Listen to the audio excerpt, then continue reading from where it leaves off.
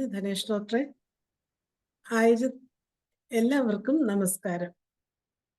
IFPHന്റെ 1437 പ്രതിദിന സൂം വെബിനാറിലേക്ക് എല്ലാവരെയും സ്വാഗതം ചെയ്തുകൊള്ളുന്നു. ഇന്ന് നമ്മളുടെ ക്ലാസ് ആരംഭിക്കുന്നതിന് മുമ്പ് ഒരു നിമിഷം ഈശ്വര പ്രാർത്ഥന. നന്ദി. ഇന്ന് നമ്മോടൊപ്പം അതിഥിയായി എത്തിയിരിക്കുന്നത് നമ്മുടെ എല്ലാം പ്രിയങ്കരനും ഞങ്ങളുടെ തിരുവനന്തപുരത്തിന്റെ അഹങ്കാരവും കൂടിയായ ഡോക്ടർ S. ബാലചന്ദ്രൻ സാറാണ്. സാറ് ഹോമിയോപ്പതി ഡിപ്പാർട്ട്മെന്റിൽ നിന്നും റിട്ടയർ ചെയ്ത ഡോക്ടറാണ്. കേരള സെക്രട്ടേറിയറ്റില് 10 വർഷത്തോളം തുടർച്ചയായിട്ട് സേവനം അനുഷ്ഠിച്ചിട്ടുണ്ട്. തിരുവനന്തപുരത്ത് ചാക്കയില് ഇപ്പോൾ സ്വകാര്യ പ്രാക്ടീസ് ചെയ്യുന്ന ഡോക്ടർക്ക് 43 വർഷത്തിലധികം ചികിത്സാനുഭവങ്ങളുണ്ട്. പുതുതലമുറയ്ക്കായി ധാരാളം അനുഭവങ്ങൾ പങ്കുവച്ചിട്ടുള്ള വ്യക്തിത്വമാണ്. ഇന്ന് ഡോക്ടറുടെ ചികിത്സാനുഭവങ്ങൾ പങ്കുവെക്കുന്നതിനാണ് നമ്മോടൊപ്പം എത്തിയിരിക്കുന്നത്. ചികിത്സാനുഭവങ്ങൾ പങ്കുവെക്കുന്നതിന് വേണ്ടി ബാലേന്ദ്രൻ ഡോക്ടറെ ആദരപൂർവം ഈ പ്ലാറ്റ്ഫോമിലേക്ക് സ്വാഗതം ചെയ്തുകൊള്ളുന്നു. Thank you. ഇത് ഈ പ്ലാറ്റ്ഫോമിലെ രണ്ടാമത്തെ സംഭാഷണമാണ് എൻ്റെ. കേൾക്കാമോ ഡോക്ടറെ? കേൾക്കാം. കഴിഞ്ഞ ഒരു ദിവസം കൊണ്ടൊന്നും തൂജ പറഞ്ഞാൽ തീരുമില്ല, എങ്കിലും അത് ഇനിയുള്ളതാ. തൂജയ്ക്ക് അടുത്ത പ്രാവശ്യമുണ്ട്. ഇപ്പം നമ്മൾ കഴിഞ്ഞ പ്രാവശ്യം സംസാരിച്ചതിൽ ഒത്തിരി അഭിപ്രായങ്ങളുണ്ട്. കാര്യം ഞാൻ നോക്കിയപ്പോഴേക്കും ഒത്തിരിയും പേര് പ്രതികരിച്ചിട്ടുണ്ടായിരുന്നു. എൻ്റെ പേഷ്യൻ്റ് തന്നെ ആയിരിക്കും പലരും. ആ പേഷ്യൻ്റിൽ ഒരു പ്രധാനമായ ഒരു ഇതിലാണ് ഞാൻ ഇന്നിപ്പോൾ സംസാരിക്കുന്നത്. നമ്മൾ അധികം കേട്ടിട്ടില്ലാത്തൊരു അസുഖമാണ് SSPE. SSPE sub acute sclerosing panencephalitis എന്ന് പറയുന്ന ഒരു അസുഖത്തിനെ പറ്റി ഇനിയിപ്പം വളരെ കൂടുതൽ ആളുകൾക്കും തിരിച്ചറിയാൻ വയ്യാതെ തന്നെ അത് ചികിത്സിക്കാതെ അലോപ്പതിയിലെല്ലാം കറഞ്ഞു വിട്ടിട്ടുണ്ട്. ഇന്ന് ഞാൻ പറയുന്നത് ഈ ഗ്രൂപ്പിൽ തന്നെ കഴിഞ്ഞ പ്രാവശ്യം സംസാരിച്ചതിൽ ഒരു UM, അതിൻ്റെ കമൻസ് എടുത്ത് നോക്കിയാൽ അറിയാം, ഒരു UM ഹോം ഇന്റീരിയേഴ്സ് എന്നുള്ള ആ ഒരു ഇതിൽ ഒരു പ്രദീപ് എന്നുള്ള ഒരു അച്ഛൻ എന്നുവെച്ചാൽ അതിൻ്റെ മൂത്ത കുട്ടി വെച്ചാൽ ഒരു കുട്ടിയെ ഉള്ളു. ആ കുട്ടിക്ക് ഏകദേശം ഒരു 4 വയസ്സായപ്പം അവരൊരു ജോത്സ്യൻ്റെ അടുത്ത് ജാതകം കുറിക്കാനായിട്ട് കൊണ്ടുപോകാൻ തീരുമാനിച്ചതിൻ്റെ തലേ ദിവസം കുട്ടി പെട്ടെന്ന് അൺകോൺഷ്യസ് ആയി തട്ടിൽ നിന്ന് താഴെ വീണു. ഉടനെ തന്നെ തിരുവനന്തപുരം മെഡിക്കൽ കോളേജിൽ കൊണ്ടുപോയി. മെഡിക്കൽ കോളേജിൽ നിന്ന് കുറേ ദിവസം കഴിഞ്ഞപ്പോൾ അത് ശ്രീചിത്രയിലായി. ശ്രീചിത്രയിൽ നിന്ന് വേറെ ഒടുവിൽ അവസാനം നിംഹാൻസിൽ പോയി, ബാംഗ്ലൂർ. SSPE ആണെന്നുള്ളത് നമ്മളെ ശ്രീചിത്രയിൽ നിന്ന് മനസ്സിലാക്കിയിട്ട് പറഞ്ഞു കുട്ടി ജീവിച്ചിരിക്കില്ല. ആ പുള്ളി അത് നോട്ട് ചെയ്തിട്ടുണ്ട്, ജീവിച്ചിരിക്കില്ല എന്നുള്ള. ആ ഒടുവിൽ ഈ ബാംഗ്ലൂർ പോയതിനു ശേഷം ഈ കുട്ടി ശാരദാകൃഷ്ണ ഹോമിയോ മെഡിക്കൽ കോളേജിൽ വന്നു. അപ്പം അതിൻ്റെ ഉടമസ്ഥനും ഞാനും ഒക്കെ ഒന്നിച്ച് പഠിച്ചതായുണ്ട്. പുള്ളി നേരെ എന്നെ വിളിച്ച് ചോദിച്ചിട്ടുണ്ട് SSPEക്ക് ആ മരുന്ന് ചികിത്സിച്ചിട്ടാണ്. ഞാൻ പറഞ്ഞു ഞാൻ ഈ കാര്യം തന്നെ ആദ്യമായിട്ട് കേൾക്കണം, ഏതായാലും പറഞ്ഞുകൂടെ ഒന്ന് നോക്കാമെന്ന് പറഞ്ഞു. അങ്ങനെ പിറ്റേ ദിവസം ഞായറാഴ്ച ഞാൻ പേഷ്യൻ്റെ നോക്കാത്ത ദിവസമാണെങ്കിലും രാവിലെ ഒരു അച്ഛനും അമ്മയും ഒരു കുട്ടിയെ കൊണ്ടുവന്ന് കുട്ടിക്ക് ചലനങ്ങളൊന്നുമില്ല, റെസ്പിറേഷനും. അപ്പം ഞാൻ ഇപ്പം കൊറോണയുടെ സമയമായതുകൊണ്ട് ഞാൻ അകത്ത് കയറിയതൊന്നുമില്ല. ഞാൻ വെളിയിൽ വന്ന് പേഷ്യൻറ്റിൻ്റെ ചെയറിൽ തന്നെ ഇരുത്തിക്കൊണ്ട് ഞാൻ നോക്കിയ കുട്ടിക്ക് മൂവ്മെൻറ്റുകളൊന്നുമില്ല. മൂവ്മെൻ്റ് ഇല്ലാത്ത ഈ കുട്ടിയാണെങ്കിൽ ഞാൻ പ്ലാന്റാർ റിഫ്ലക്സ് വരെ നോക്കിയിട്ടൊന്നും യാതൊരു പ്രതികരണവും ഇല്ലാത്തവർ. അപ്പം ഏതായിരുന്നാലും എൻ്റെ അതിൽ ഞാനൊരു വൈറൽ ഇൻഫെക്ഷൻ്റെ ബാക്കിയായിട്ടാണ് ഇത് വരണത്. ഒരു വൈറൽ ഇൻഫെക്ഷൻ എന്ന് വെച്ചാൽ റൂബെല്ല വൈറസിൻ്റെ ഒരു അറ്റാക്കാണ്. അത് മീസിൽസ് ഉണ്ടാക്കുന്ന, സാധാരണഗതിയിൽ മീസിൽസ് ഉണ്ടാക്കുന്ന നമ്മളെല്ലാം ഒരു 5-ാം പനിയിൽ ഇതിൽ മരുന്നൊക്കെ കൊടുത്ത് പറഞ്ഞു വിടും. ഭാഗ്യമുള്ളതൊക്കെ രക്ഷപ്പെടാം, ഭാഗ്യമില്ലാത്ത ഇങ്ങനെ അപൂർവം ചില വ്യക്തികളിൽ ഇങ്ങനെ ഒരു അസുഖം ഉണ്ടാകും. SSPE ബ്രെയിനിലോട്ടെന്ന് വെച്ചാൽ ഈ ചിക്കൻ ബോക്സിന്റെ വൈറസ് നേരെ ഞരമ്പ് വഴി, ബ്ലഡ് വെസലിൽ കൂടെ അല്ല, ഞരമ്പ് വഴി എന്ന് വെച്ചാൽ നമ്മളെ പേവിഷബാധ പോകും പോലെ ഞരമ്പ് വഴി വന്ന് ബ്രെയിനിൽ വന്ന് ഉണ്ടാക്കുന്ന ഒരു അസുഖമാണ് SSPE എന്ന് പറയുന്ന ഈ അസുഖം. അപ്പൊ ഈ അസുഖത്തിന് ഞാനപ്പം ഈ കുട്ടിയെ അപ്പം ആദ്യത്തെ ദിവസം തന്നെ ഇതിൽ നോക്കിയിട്ട് കിട്ടുമെന്നുള്ള ഒരു പ്രതീക്ഷയില്ല. ഏതായിരുന്നാലും ഞാൻ റെസ്റ്റോസിന്റെ ഒരു 6 ഡോസ് എല്ലാം മിനിമം എനിക്ക് ഒരു 6 ഡോസ് കൊടുപ്പുണ്ട്. ആ 6 ഡോസ് തന്നെ ഈ കുട്ടിക്ക് കൊടുത്ത് റെസ്റ്റോക്സും ഹെപ്പാസെൽഫും കൊടുത്തു. വേറെ ചുമയോ അങ്ങനെയുള്ളതല്ല, പനിയില്ല, വേറെ യാതൊരു കുഴപ്പമില്ല. അപ്പൊ ഇതിന്റെ എന്തെങ്കിലും വൈറസിന്റെ ബാക്കി കിടക്കണക്ക് നശിച്ചു പോട്ടെന്ന് വെച്ചാണ് റെസ്റ്റോക്സ് തന്നെ പ്രിഫർ ചെയ്തത്. അപ്പൊ അത് കൊടുത്ത് 2-3 ദിവസം കഴിഞ്ഞു കുട്ടി കൂടുതൽ പ്രത്യേകിച്ചൊരു വ്യത്യാസമൊന്നും വന്നില്ല. പക്ഷെ സ്ലോ ആയിട്ട് മൂവ്മെന്റുകൾ കിട്ടുന്നുണ്ട്, കൈകാലൊക്കെ അനക്കാൻ തുടങ്ങി. അങ്ങനെയുള്ള ഒരു കണ്ടീഷനിലോട്ട് പോയ സമയത്ത് എനിക്ക് പിന്നെ ഞാൻ ഒന്നുകൂടെ ഒന്ന് റെഫർ ചെയ്തു. ഞാൻ ഗൂഗിളിലൊക്കെ സെർച്ച് ചെയ്ത് SSB എന്തെന്നോ എനിക്കൊന്നും മനസ്സിലാവണ്ട. ഞാനതിൽ ഗൂഗിളിൽ നോക്കിയപ്പോൾ ഈ കുട്ടിയെ കിട്ടാൻ വലിയ പ്രയാസമായിട്ടാണ് അതിലും പറയുന്നത്. ഏതായാലും ഒരു കൈ നോക്കാൻ റെസ്റ്റ് ഹൗസ് ഉണ്ട്, പിന്നെ ഒന്നുകൂടെ ഒന്ന് പൊട്ടൻസി മാറ്റി 10 m ആക്കിയപ്പം കുറച്ചുകൂടെ ഇമ്പ്രൂവ്മെന്റ് കിട്ടിത്തുടങ്ങി. ആ കുട്ടിക്ക് കൈയും കാലും ഒക്കെ മൂവ് ചെയ്യും. പക്ഷെ അത് വിചാരിക്കുന്ന രീതിയിലല്ല മൂവ് ചെയ്യണത്. കുട്ടിയെ വിളിച്ചാൽ എങ്ങോട്ടെങ്കിലും നോക്കും, കുട്ടിയെ വിളിക്കുന്ന സ്ഥലത്തോട്ടല്ല നോക്കണം. കാഴ്ച തീരെ ഇല്ല. കാര്യം എന്ന് വെച്ചാൽ നമ്മൾ ഐ സിംറ്റം എല്ലാം നോക്കിയിട്ട് ഇതെല്ലാം നോക്കിയിട്ട് ഒരു റിഫ്ലക്ഷനും ഇല്ല, കണ്ണിൽ ലൈറ്റ് അടിച്ചിട്ട് യാതൊരു കുഴപ്പമില്ല. പക്ഷെ കുറേ ദിവസം കഴിഞ്ഞപ്പോഴത്തേക്ക് ഒരു 3 മാസമൊക്കെ കഴിഞ്ഞപ്പോഴത്തേക്ക് പിന്നെ ലൈറ്റിൻ്റെ പ്രതികരിക്കുന്നുണ്ട്, കേൾവിയുടെ പ്രതികരിക്കുന്നുണ്ട്. അപ്പൊ ഏതായിരുന്നാലും നമ്മളെ മരിച്ചു പോകുമെന്ന് മോഡേൺ മെഡിസിനിൽ എന്ന് വെച്ചാൽ ഗൂഗിളിൽ നോക്കിയാൽ തന്നെ അറിയാതെ വളരെ ഇതായിട്ടാണ് രക്ഷപ്പെടുന്നത്. ഈ കുട്ടി സ്ലോ ആയിട്ട് ഇമ്പ്രൂവ് ചെയ്ത് വരണം. അപ്പം പിന്നെ ഞാൻ റെസ്റ്റ് ഹൗസിൽ എല്ലാം ഒന്ന് ബലപ്പിച്ച് പിടിച്ചിട്ട് അതിനെ വെച്ച് കുട്ടിക്ക് പിന്നെ ജെൽസീമിയം കൊടുത്ത് അതിന്റെ മൂവ്മെന്റുകൾ കൂട്ടാൻ വേണ്ടി ജെൽസീമിയം കൊടുത്ത്, പിന്നെ എൻ്റെ ഒരു മെയിൻ ഇഷ്ടപ്പെട്ട മരുന്നാണ് കോസ്റ്റിക്, അതും കൊടുത്തു. ഇതെല്ലാം കൊടുത്ത് കുട്ടി വിളിച്ചാൽ വിളിക്കുന്ന സ്ഥലത്ത് നോക്കും. അങ്ങനെയുള്ള ഒരു ഇതില് ഇടയ്ക്ക് ഒരു അസുഖം വളരെ ഇതായി ഒരു ബാക്ടീരിയൽ ഇൻഫെക്ഷൻ പോലെ വന്നപ്പോഴത്തേക്ക് ഞാൻ പറഞ്ഞു മെഡിക്കൽ കോളേജിലെ ട്രീറ്റ്മെന്റിലാണല്ലോ, അപ്പൊ അവിടെ തന്നെ ഒന്ന് കാണിക്കാൻ പറഞ്ഞു. അത് കാണിച്ചിട്ട് വീണ്ടും ഹോമിയോയിലോട്ട് വന്ന് ഈ മെഡിക്കൽ കോളേജിൽ കാണിച്ച് അവരെ മരുന്ന് കൊടുത്തിട്ടെങ്കിലും ഈ ഇമ്പ്രൂവ് ചെയ്തത് വന്നത് തിരിച്ചു പോയിട്ടില്ല. നല്ല കറക്റ്റായിട്ട് തന്നെ ആ രീതിയിൽ തന്നെ അത് പോകുന്നുണ്ട്, കൂടിയിട്ടില്ല. അപ്പം മരുന്നെല്ലാം കൊടുത്ത് അങ്ങനെ ഇപ്പോഴും വളരെ ഇമ്പ്രൂവ് ചെയ്ത് വരണം. ഓരോ ദിവസവും ഇമ്പ്രൂവ് ചെയ്യുന്നുണ്ട്. ഇപ്പം വിളിക്കുമ്പോൾ ഒരു വിരൽ കൊടുത്തിരുന്ന കയ്യിൽ പിടിക്കും, കഴിക്കാനുള്ള ഇപ്പം 5 വയസ്സായി, 5-6 വയസ്സിനകത്തുള്ള ഇതായി. അപ്പൊ ഈ അസുഖം നമ്മളിൽ വളരെ ശ്രദ്ധിക്കാനുള്ളതാണ്. മീസിൽസ് വരുന്ന കുട്ടികൾക്ക് ഇങ്ങനെയും അത് എനിക്ക് എൻ്റെതായ ഒരു നിഗമനം, കാര്യം ഞാനൊക്കെ വെറും ഡിപ്ലോമ ആണ്, അപ്പൊ നമുക്ക് ഇപ്പോഴത്തെ ലേറ്റസ്റ്റ് ആയിട്ടൊന്നും അറിഞ്ഞൂടാ. എങ്കിൽ തന്നെയും എൻ്റെ ഒരു നിഗമനം എങ്ങനെയെന്ന് വെച്ചാൽ ഇത് ചിക്കൻ പോക്സിൻ്റെതും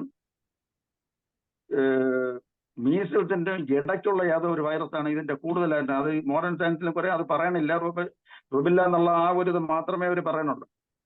പക്ഷെ എൻ്റെ ഒരു സംശയം കാര്യം എന്ന് പറയുന്നത് ഇതിന്റെ വന്ന ഇറക്കാൻ പറ്റി ചോദിച്ചപ്പോൾ ഈ കുട്ടി, ഞാൻ ഈ അച്ഛൻ്റെ അമ്മയുടെ അടുത്ത് ചോദിച്ച ഒരേ ഒരു ചോദ്യമാണ്, ഈ കുട്ടി ഈ ബോധരഹിതമായി വീഴുന്നതിന് ഒരു 1-2 മാസത്തിന് മുമ്പോ വല്ല സ്കിൻ ഇറപ്ഷൻ ആയിട്ട് വന്നിട്ടുണ്ടോ, 1-2 ചെറിയ ഇതിന്റെ മീസിൽസിന്റെ പോലെ അല്ലെങ്കിൽ ചിക്കൻ പോക്സിന്റെ പോലെ. അപ്പൊ ചെറിയ ഒരു പോക്സ് അതിന്റെ ആ പടം എനിക്ക് കാണിച്ചിരുന്നു. ആ അതിന്റെ പോലെയാണ് വന്നത്. അപ്പൊ അത് കണക്കാക്കി. അപ്പൊ യഥാർത്ഥത്തിൽ ചിക്കൻ പോക്സിന്റെ പോലെ വലിയ പോക്സ് അല്ല, മീസിൽസിന്റെ പോലെ ചെറിയ റാഷസും അല്ല, അങ്ങനെ ഇൻ ബിറ്റ്വീനാണ്. അപ്പൊ ഞാൻ അതങ്ങനെ മനസ്സിലാക്കിയത് ഈ മരുന്നെല്ലാം കൊടുത്ത് ഈ കുട്ടി ഇപ്പം വളരെയധികം ഇമ്പ്രൂവ് ചെയ്ത് വരുന്നുണ്ട്. വളരെ വളരെ വളരെ ഇമ്പ്രൂവ് ചെയ്യുന്നുണ്ട്. വിളിച്ചാൽ അങ്ങോട്ട് നോക്കുന്നുണ്ട്. അപ്പം ചെവിക്ക് ഇമ്പൾസ് കിട്ടിയിട്ടുണ്ടെന്നുള്ളതാണ് ആയത്. ഇപ്പം എന്നാൽ ഈ അടുത്ത സമയത്ത് ഞാൻ അറിഞ്ഞത് വളരെ ഈ അടുത്ത സമയത്ത് ഈ വരെ വരണില്ല. അപ്പം വരാതിരുന്നപ്പോൾ ഞാൻ ചോദിച്ചപ്പോഴേക്ക് അതിനെ ട്രീറ്റ് ചെയ്യാനായിട്ട് ഇപ്പോഴും കോട്ടയത്ത് നമ്മളെ ഒരു സെൻട്രൽ ഗവൺമെന്റ് ഒരു ആശുപത്രി ഉണ്ടല്ലേ, ആരോ പറഞ്ഞ് അവിടെ കൊണ്ടുപോയിട്ടുണ്ട്. അവിടെ ഇനി മരുന്നുകൾ തേച്ച് കൊടുത്ത് ഇനി പഴയ പരുവം ആക്കി കൊണ്ടുവരാതിരുന്നാൽ കൊള്ളാമെന്നാണ്. കാര്യം എന്ന് വെച്ചാൽ മറ്റേ 0/3 മറ്റോ മറിച്ചൊക്കെ എനിക്കാണെങ്കിൽ അതൊന്നും ഇഷ്ടമില്ലാത്തതാണ്. ഞാനത് കൊടുത്തിട്ടുമില്ല, അത് കൊടുത്തിട്ട് പ്രയോജനം ഇല്ലെന്നുള്ള വാദിക്കുന്ന കൂട്ടത്തിലാണ്. അപ്പം അവിടെ കൊണ്ടുപോയി അതൊക്കെ തേച്ചിട്ട് ഇനിയും വരും. ഭാരതാകൃഷ്ണൻ ഇങ്ങോട്ട് പറഞ്ഞ കണക്കിന് ഇനിയും വരുമെന്നുള്ള പ്രതീക്ഷയാണ്. പക്ഷെ ഈ നമ്മളെ ഇട്ട ഈ പോസ്റ്റിംഗ് പുള്ളി എങ്ങനെയോ കണ്ടിട്ട് എന്നെ വിളിച്ച് പറഞ്ഞു, ഡോക്ടറെ നല്ല മറ്റേ എന്തോന്ന് സിനിമ നടനെ പോലെ ഇരിക്കുകയാണ്. അപ്പൊ പുള്ളിയൊക്കെ വീട്ടിൽ വന്നാൽ നമ്മൾ മിക്കവാറും ഉടുപ്പുര ഇല്ലാതിരിക്കുന്നതാണ്. ഒരു ഉടുപ്പിട്ട് കാണാത്ത എൻ്റെ ഒരു വെബിനാറിന് പറഞ്ഞതാണ്. മറ്റേ ഇവരുടെ ഇപ്പൊ എൻ്റെ കൂടെ പഠിച്ച ഒരു ഡോക്ടർ വിളിച്ച് പറഞ്ഞാണ്, ഏതായാലും ഒരു ഉടുപ്പിട്ടുകൊണ്ട് സംസാരിച്ചത് വളരെ നല്ല കാര്യമെന്ന് പറഞ്ഞ്. അതുപോലെ ഈ പുള്ളിയെ എൻ്റെ അടുത്ത് പറഞ്ഞു, ഡോക്ടറെ ഞാനൊരു ഇതില് ഒരു വെബിനാറിൽ ഡോക്ടർ കാര്യമായി സംസാരിക്കണ കണ്ട്. അപ്പൊ ഞാൻ എന്റെ കുട്ടിയുടെ കാര്യമായിട്ട് ഞാൻ പറഞ്ഞു ഇട് അതിൽ 10 പേര് മനസ്സിലാക്കട്ടെ ഇങ്ങനെയൊക്കെ ഹോമിയോയിൽ ചികിത്സിക്കാമെന്ന്. അപ്പൊ കുട്ടി ഇതുവരെ മരിച്ചിട്ടില്ല. നമ്മൾ ഗൂഗിളിൽ റിസർച്ച് ചെയ്തതിനേക്കാൾ കൂടുതൽ സന്തോഷമായി നമ്മൾ പറയാണ് SSPക്ക് ഹോമിയോ ആണ് നല്ലത്. അതും റെസ്റ്റോസ് 200 മുതൽ മുകളിലോട്ടുള്ള കുട്ടൻ. അങ്ങനെ അത് അവിടെ വെച്ച് നമുക്ക് നിർത്താം. ഇനി ഈ പ്രാക്ടീസ് കിട്ടിയത് കൊണ്ട് അടുത്ത ഒരു കുട്ടി വളരെ ഭംഗിയായി രക്ഷപ്പെട്ടു. വളരെ ഭംഗിയായി രക്ഷപ്പെട്ടത് ടെക്നോ പാർക്കിൽ ജോലിയുള്ള ഒരു അച്ഛന്റെ അമ്മയുടെയും ഒന്നാമത്തെ കുട്ടി, ഒരു പെൺകുട്ടി. അതും ഇതേപോലെ പന്തളത്താണ് അവര് താമസിക്കുന്നത്. പന്തളത്ത് താമസിക്കുന്ന അവര് എൻ്റെ അടുത്ത് വിളിച്ചപ്പോ ഈ കുട്ടി, ഈ അമ്മ എന്ന് പറയുന്ന കുട്ടിയെ ഞാൻ വളരെ ചെറുതിലേ മരുന്ന് കൊടുത്തതായിട്ട് അവരെന്ത് എൻ്റെ അടുത്ത് ചോദിച്ചിട്ട് അറിഞ്ഞു ചെയ്യലോ. അപ്പം ഈ കുട്ടിക്ക് 1 വയസ്സായി, 1-1.5 വയസ്സായ സമയത്ത് ഇവര് പനി വന്ന് പന്തളത്ത് മെഡിക്കൽ മിഷനിൽ കൊണ്ടുപോയി. മെഡിക്കൽ മിഷനിൽ വേറൊരു ആശുപത്രി, മെഡിക്കൽ മിഷൻ NSSന്റെ ഓപ്പോസിറ്റ് ആയിട്ട് അവിടെ ഉണ്ടായിരുന്ന ഒരു ഡോക്ടർ തുടങ്ങിയിട്ടുള്ള വിമൻ ആൻഡ് ചിൽഡ്രൻ അങ്ങനെ എന്തോ ഒരു ഹോസ്പിറ്റലാണ്. ആ ഹോസ്പിറ്റലിൽ കൊണ്ടുപോയി പനിക്ക് മരുന്ന് കൊടുത്തപ്പോൾ ഫിറ്റ്സ് വരുന്നു. അപ്പൊ ഞാൻ നേരത്തെ പറയാൻ വിട്ടുപോയതാണ്, ഈ കുട്ടിയുടെ പ്രധാന അസുഖം ഫിറ്റ്സ് വരുന്നതാണ്. അപ്പം ഈ കുട്ടിക്ക് ഫിറ്റ്സ് വന്ന് പനി വരും, ഫിറ്റ്സ് വരും, അങ്ങനെ ഒരു ഇത് വന്ന് നല്ല ടെമ്പറേച്ചർ മാറാതെ നിൽക്കുന്നു. പാരസെറ്റമോളും മെഫ്താളും ഒക്കെ കൊടുത്ത ഒടുവിൽ അവസാനം അവരെ ഒരു നിഗമനത്തിലെത്തി ഈ കുട്ടിയെ നേരെ അമൃത ഇൻസ്റ്റിറ്റ്യൂട്ട് എന്ന് പറഞ്ഞ് എറണാകുളത്തെ സ്ഥാപനത്തിൽ കൊണ്ടുപോകണമെന്ന് പറഞ്ഞു. അങ്ങനെ ഒരു റെഫറൻസ് ലെറ്ററും കൊടുത്തപ്പോഴത്തേക്ക് നേരെ എന്നെ വിളിച്ചു. ഡോക്ടർ ഇങ്ങനെ മോളൊക്കെ ഇങ്ങനെ ഒരു അസുഖമുണ്ട്, അസുഖമായിട്ട് ഞങ്ങൾ വളരെ പ്രയാസപ്പെടുകയാണ്, നേരെ ഇവർ റെഫർ ചെയ്തിരിക്കുന്നത് ഇവിടത്തേക്ക് അമൃതയിലേക്ക് തന്നെന്ന് പറഞ്ഞു. അപ്പം ഈ അമൃതയിലേക്ക് തന്നെന്ന് പറഞ്ഞിട്ടാണ് ഞാൻ പറഞ്ഞു ഈ കുട്ടിക്ക് അസുഖം വരണതിന് മുമ്പ് സ്കിൻ ഇറപ്ഷൻ എന്തെങ്കിലും ഉണ്ടായിരുന്നിട്ട് ഉണ്ടെങ്കിൽ അതിന്റെ പടം എടുത്തെന്ന് ഡോക്ടർ. പടം എടുത്തിട്ടപ്പോൾ സത്യം പറഞ്ഞാൽ എനിക്കൊരു സ്ട്രൈക്കാണ്. കാര്യം ആരെ കൊണ്ട് ജീവൻ തിരിച്ചു കൊടുക്കാൻ വയ്യാത്ത ഒരു അസുഖമാണ് നമ്മൾ ഹോമിയോ മരുന്നിൽ ഒരെണ്ണത്തിനെ രക്ഷിച്ചത്. ആ ഒരു പരിചയം വെച്ചുകൊണ്ട് ഞാൻ അതിൻ്റെ അടുത്ത് ഒരു പടം എടുക്കാൻ പറഞ്ഞതും സെയിം പടം ഈ കുട്ടിയെ തന്നെ കാണിച്ചു. ഞാൻ ഉടനെ പറഞ്ഞു നിങ്ങൾ ഒരു ബയോളജി പന്തളത്ത് പോണതിന് മുൻപ് അടൂരൊരു homeo medical store, German homeo medical, അവിടെ ജർമ്മൻ മെഡിസിൻ കിട്ടും. ഒരു റെസ്റ്റ് ഹൗസിന്റെ 200 വാങ്ങിച്ചിട്ട് ഈ കുട്ടിക്ക് 3 മണിക്ക് നിങ്ങൾ എറണാകുളത്ത് എത്തുന്നതിന് മുമ്പ് ഒരു 3-4 പ്രാവശ്യം കൊടുക്കണം. കൊടുത്തിട്ട് കൊണ്ടുപോയാൽ മതി, വേറെ ഒരു മരുന്നും വേണ്ട, ഇത് തന്നെ കൊടുത്തോളാൻ പറഞ്ഞു. റെസ്റ്റ് ഹൗസ് 200 കൊടുക്കാനായിട്ട് ഞാൻ പറഞ്ഞു.